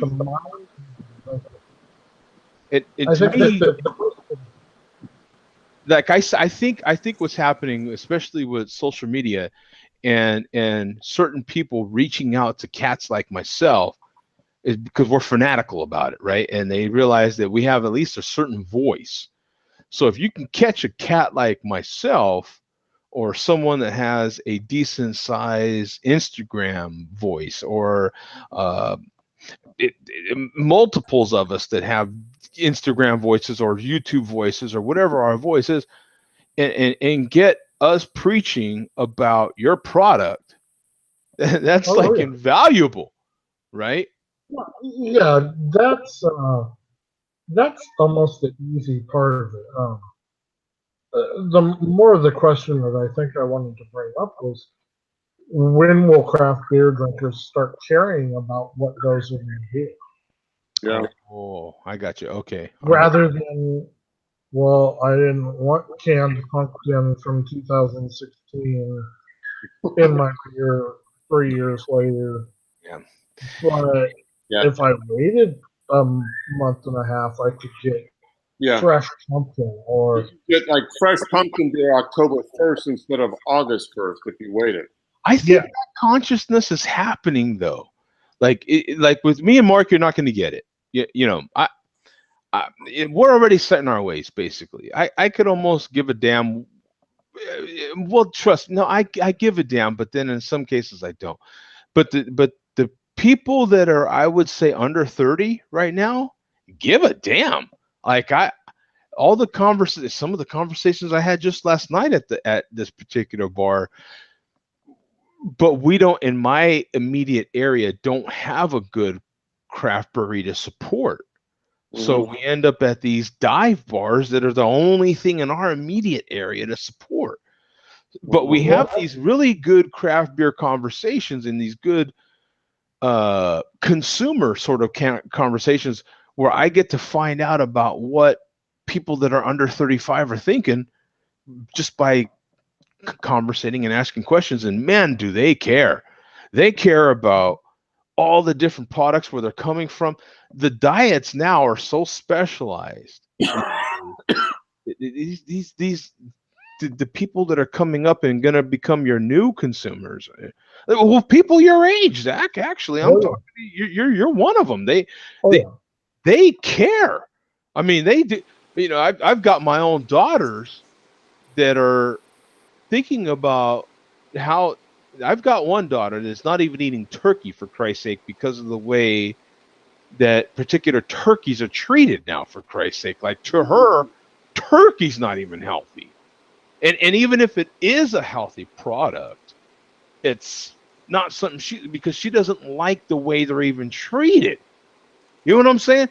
And you hear more and more and more of that. And some of these people are turning to spirits. You raise my consciousness personally on spirits becoming consumed more and more by these sorts of people, and because they like, there's a natural organic that's more of a natural organic sort of product, is spirits and beer and wine, and they're consuming those in actual large amounts. They do care about those products. So when you can put out, they're information hungry. When you put out, I think once breweries learn that, hey, these people are hungry for this information, the more we put out this information, they will come. I think that's part of it. It's part of that flexibility. Like, we can't just make a product and here, this is what's in it, and boom. Right now, well, you hear me talk about it. Hell, if you're going to say there's coffee in this beer, well, where's that coffee from? What's it? What kind of coffee? You want to start to know specifics, and the more we can break these things down and give people that information, we're more information hungry. And I think the more you feed that appetite, the more people will, I think, come. Yeah. Yeah. I think it's moving. I think it's moving that way in the craft beer end of things. But yeah, the seasonal beers. I mean, I just bought my first Oktoberfest beer today, but they were out 2 months ago. Oh yeah. Beers came out 2 months ago, but a real pumpkin beer brewed with pumpkin that was from this year won't be out till October. I mean, it can't be, right, Zach? I mean, there's no way that you can brew a pumpkin beer with this year's pumpkin until October, right? Especially, I mean, if you're local up here, I'm just seeing pumpkins come out of the farms. I mean, Yeah, so you give it pretty 3 weeks, you're October 1st, there's your pumpkin beer. Well, I think there's a trick between culinary and the alcohol industry.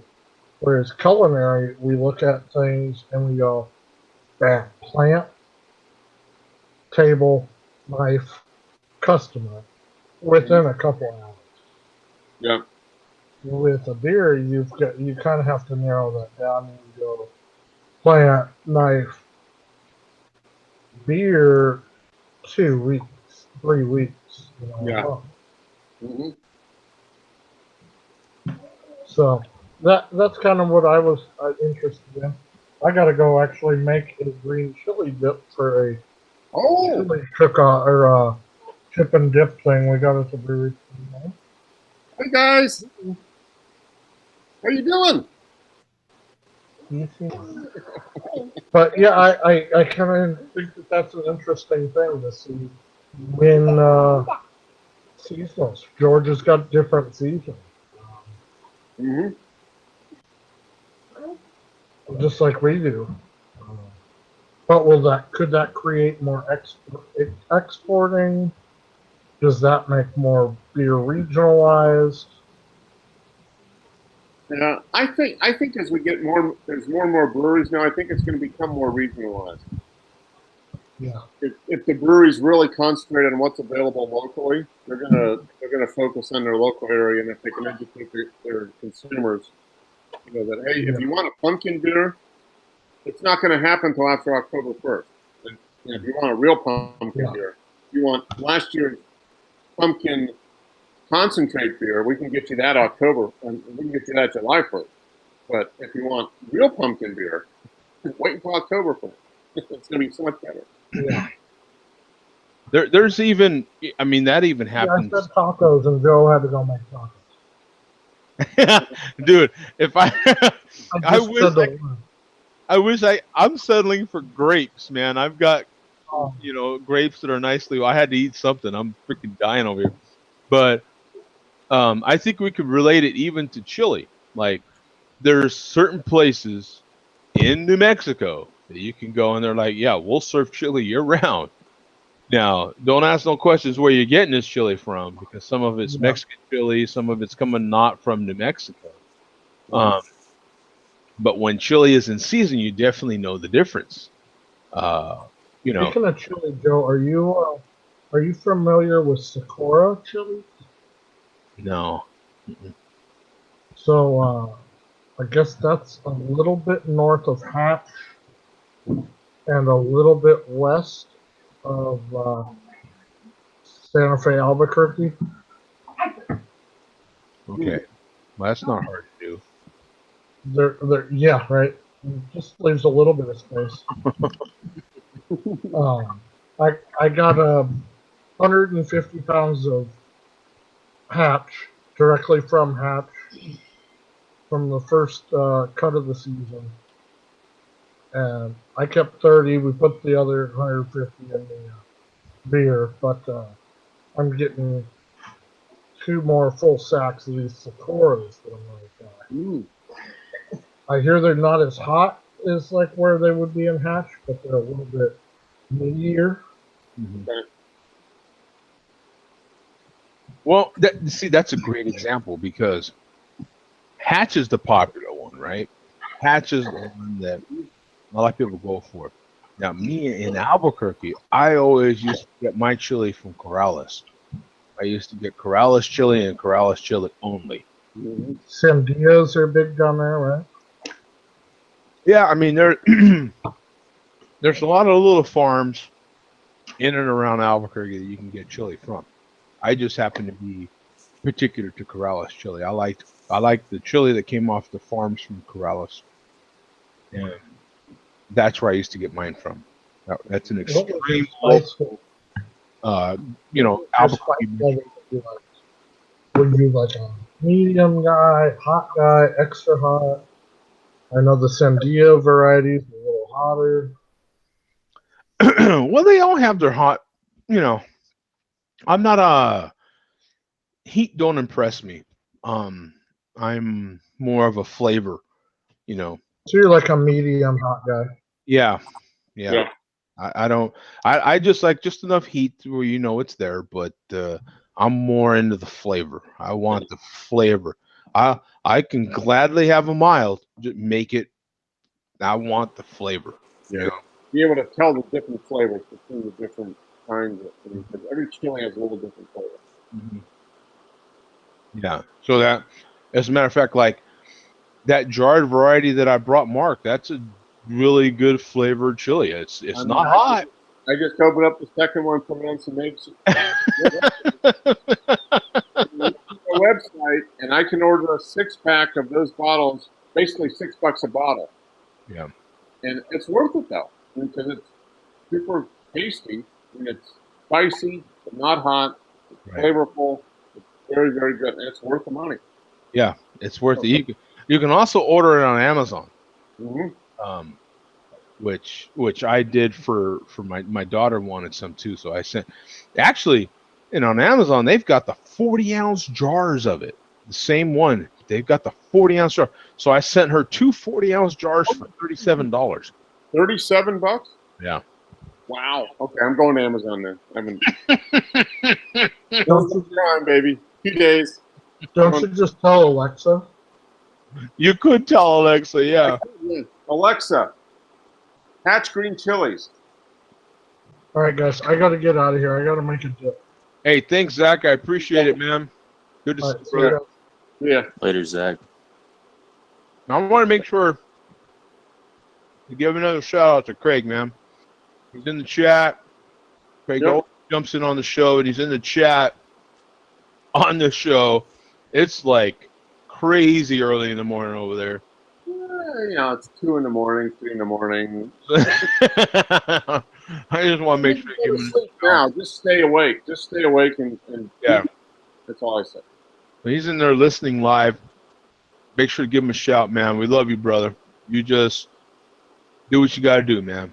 You know, we're there with you.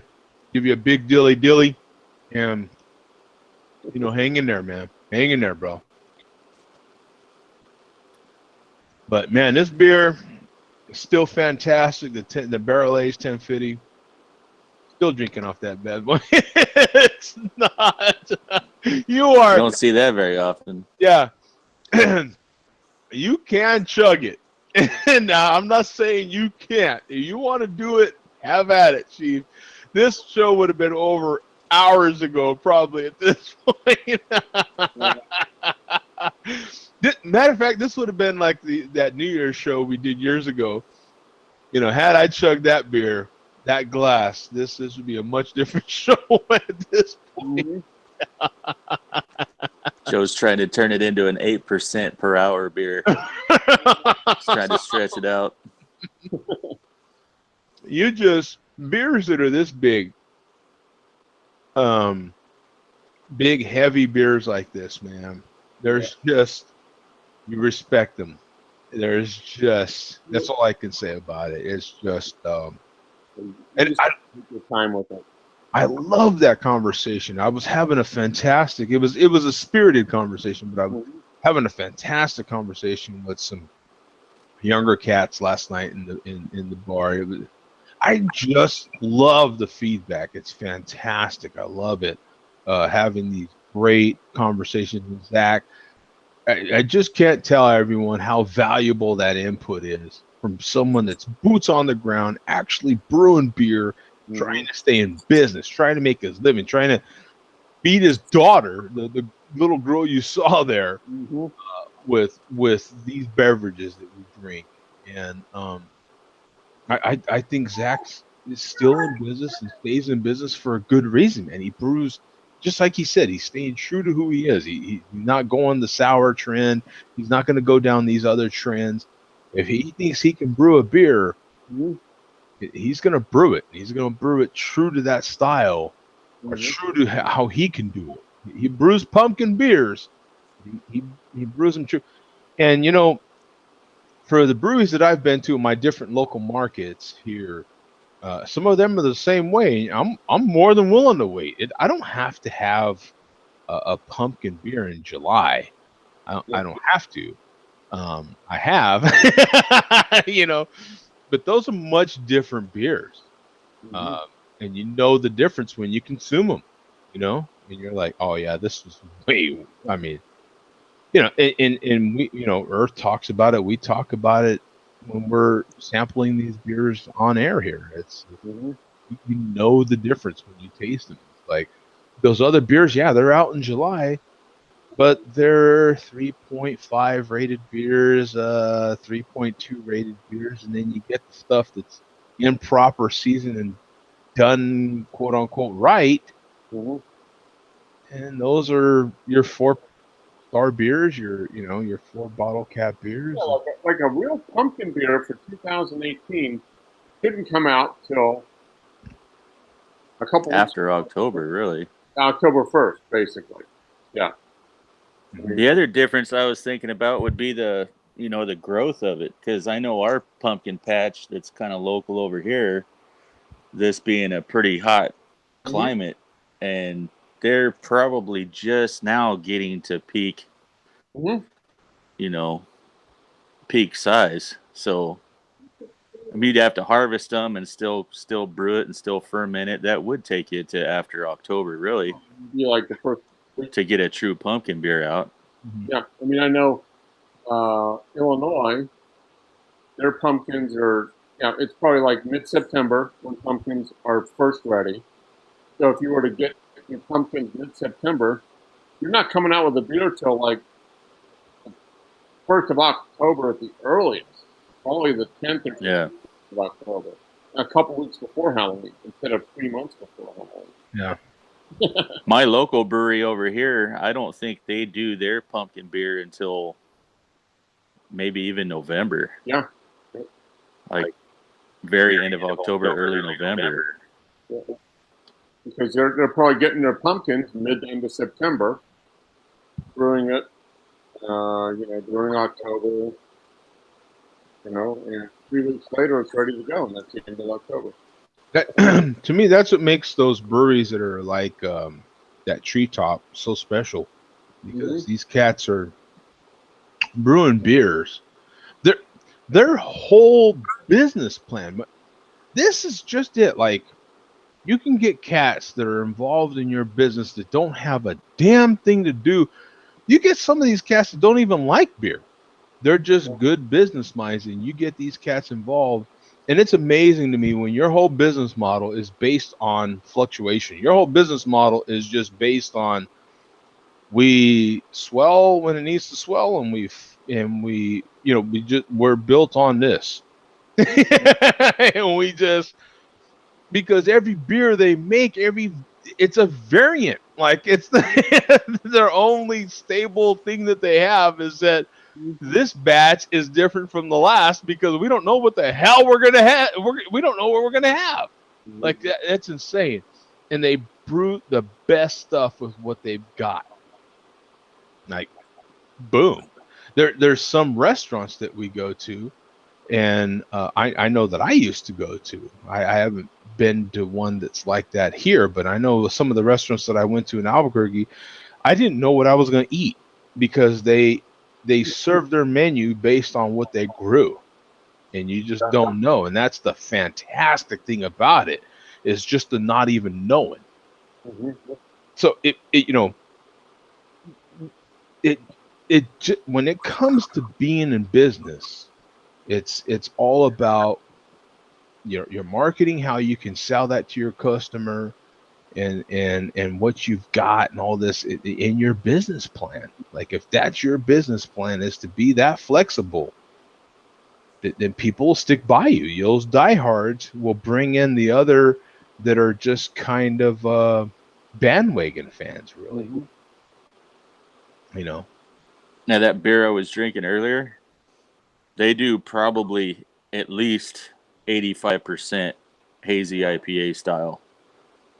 Okay. So what we were talking about earlier, I'm pretty sure, if they were to survive, then it'd be kind of amazing. But I think they're one of the ones that are on that bandwagon as far as just producing this Yeah. wave of hazy IPA right now. And if it changes, I don't know if they're going to be able to sustain. Yeah. Well, Because I've seen them do, a couple stouts, but other than that, all they put out is this hazy New England IPA. And we've seen it. We've seen the breweries over the years. Right now, we've got Iron Bassist, I guess. He's saying he's drinking a Bavarian beer. We've seen plenty of breweries over the years where their whole business plan, I think, personally, is just to brew a trendy beer or some trendy beers, brew those so good that they get bought out. We all know that that's some people's whole business plan, whether it be you're in tech or whether it be you're in fashion or whatever it is. Some people's whole business plan is to get bought out. Yeah. You know? And Sure. they make their quick money and they're out. And then they can do something else that they really want to now because now they've got all this money. Mm-hmm. And for some people, that's the whole business plan. Hey, let's brew some hazy IPAs that are just nuts. The most milkshakey, most fruity, citrusy things you can ever have in your mouth. Mm-hmm. And we attract the attention, and we're going to try to attract the attention of the big boys and have them buy us out. They're going to give us a big fat check. And then now we can sit back and make some beers that we really believe in. That's some people's whole business plan.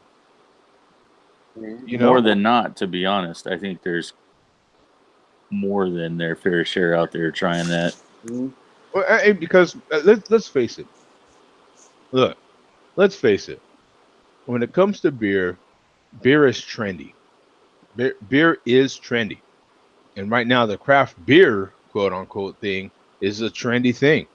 So you get some of your people that have a few pennies. They're like, hey, they're into tech. They're developing the latest app for whatever. And they're like, you know what? I know so-and-so that brews some decent beers. I've had his beer before. Why don't we give him some money because we've got money? Why don't we give him some money and he can make a brewery and we'll do that for a while. You know what I'm saying? We can add that to our portfolio of things that we own. And then we'll sell that off and make more money because that's their whole business plan. And there's plenty of that going on, you know. They'll jump into this because it's the hot trendy thing, and beer is one of those things. It's just, you know, the great ones when it comes to anything business find a way to survive. They just figure it out. They know their niche. We all know it. We all have dive bars in our area. Somehow that dive bar has survived for 35 years and it's just there. You know, it may not be alcoholics in the neighborhood. Come on. Yeah. Start drinking at 9 a.m. We're here. I mean, beer. how can that dive? Think about it, man. Let's think about it in practical purposes here. That dive bar is probably realistically 3 miles away from the next dive bar, Yeah. and they're both serving the same Budweiser. Oh, yeah. They're both serving the same pint of Budweiser to the same people. You know, in a lot of cases. To me, and the other one is to my buddy Bob. You know, it's like. And this one has good breakfast burritos. Yeah, I mean, you know, they all have their own little thing. You know, I went to one that has better wings than the other guy. You know, and so that's why. Yeah, but if you go to those places, there's something that seems to be pretty common. Is that they run pretty lean. They don't have a lot of crap. It's just basic. You know, you come in, you get good food, you get basic food, you get some basic beer. The person behind the bar is one of the owners or the family of the owners, so they've been there for 20 years.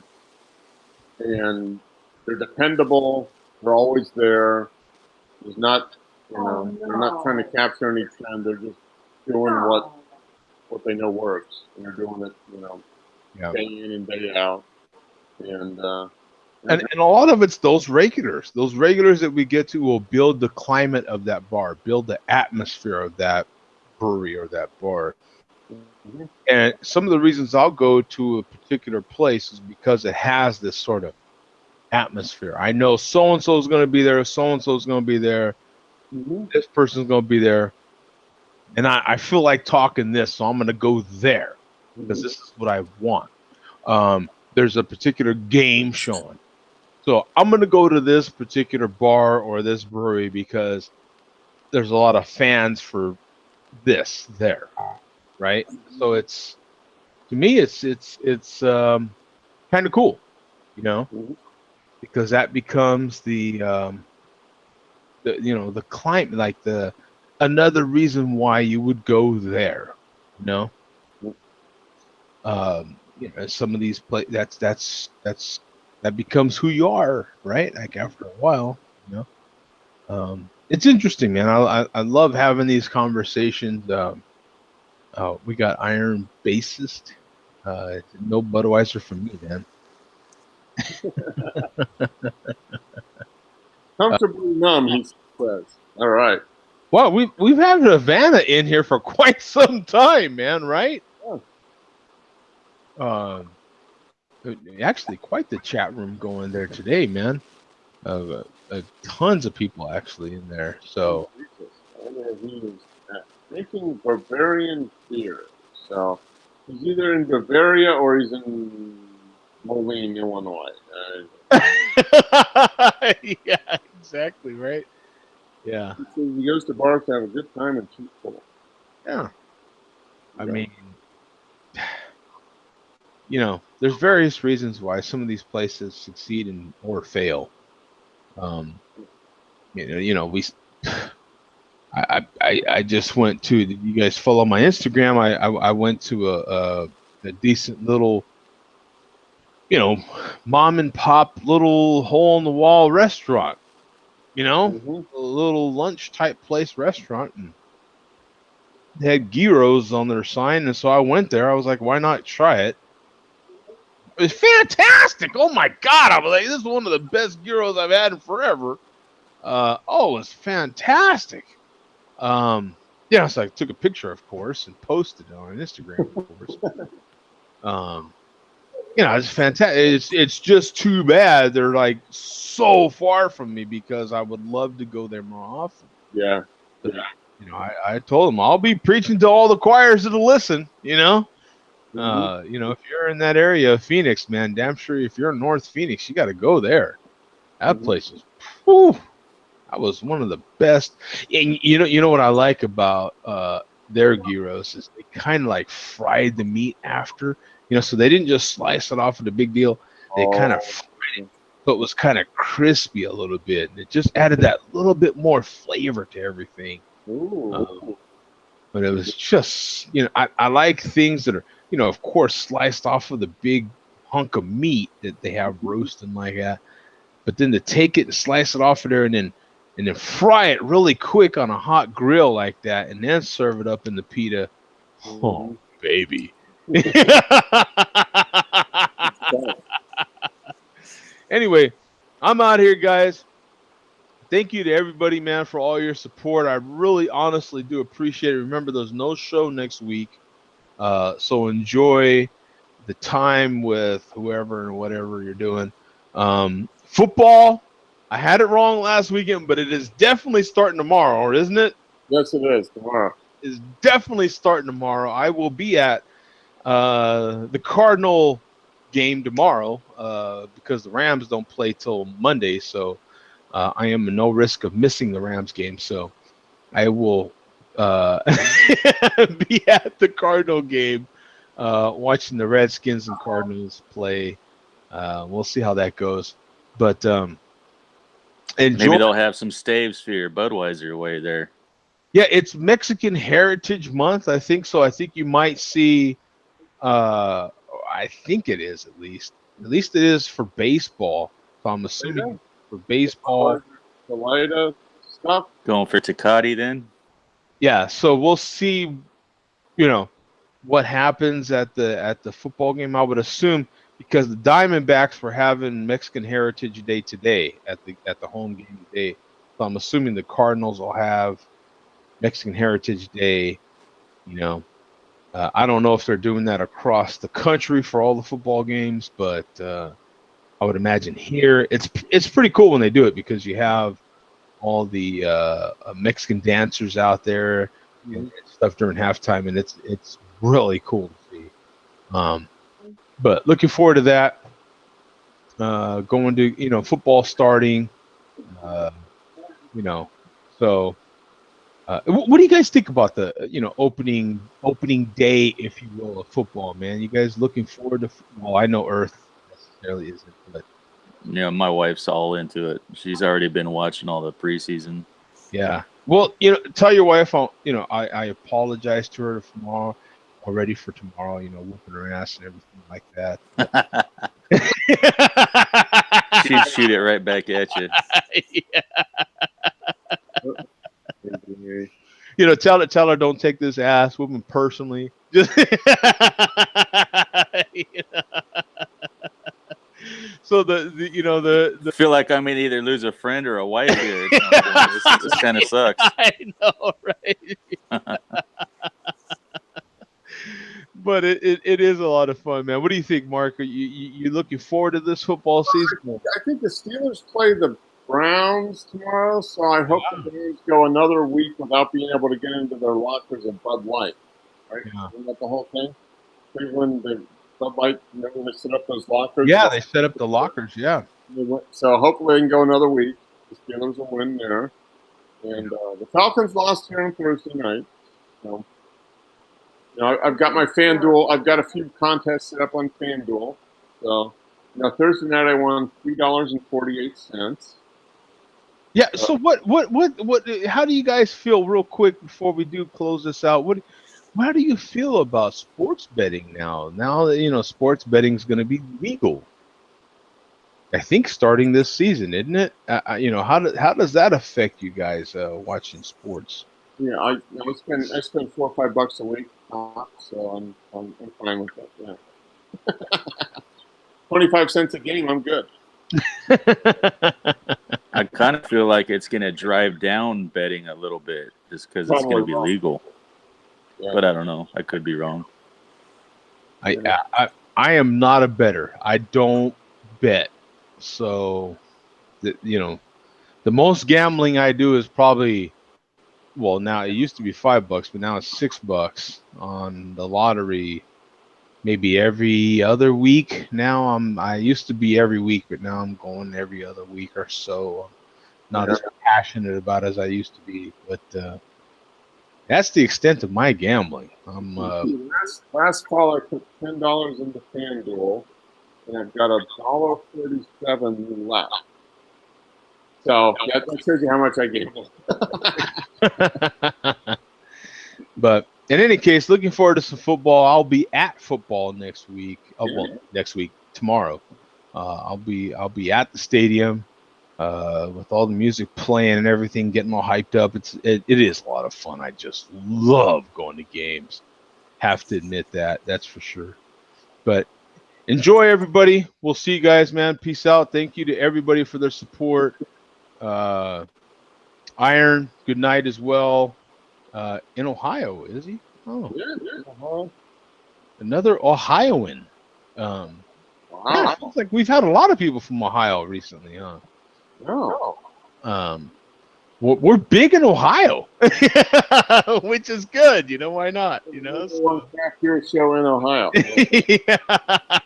We're big in Ohio, man. So thank you to everybody. We'll see you guys, man. Peace out. Yeah. See ya.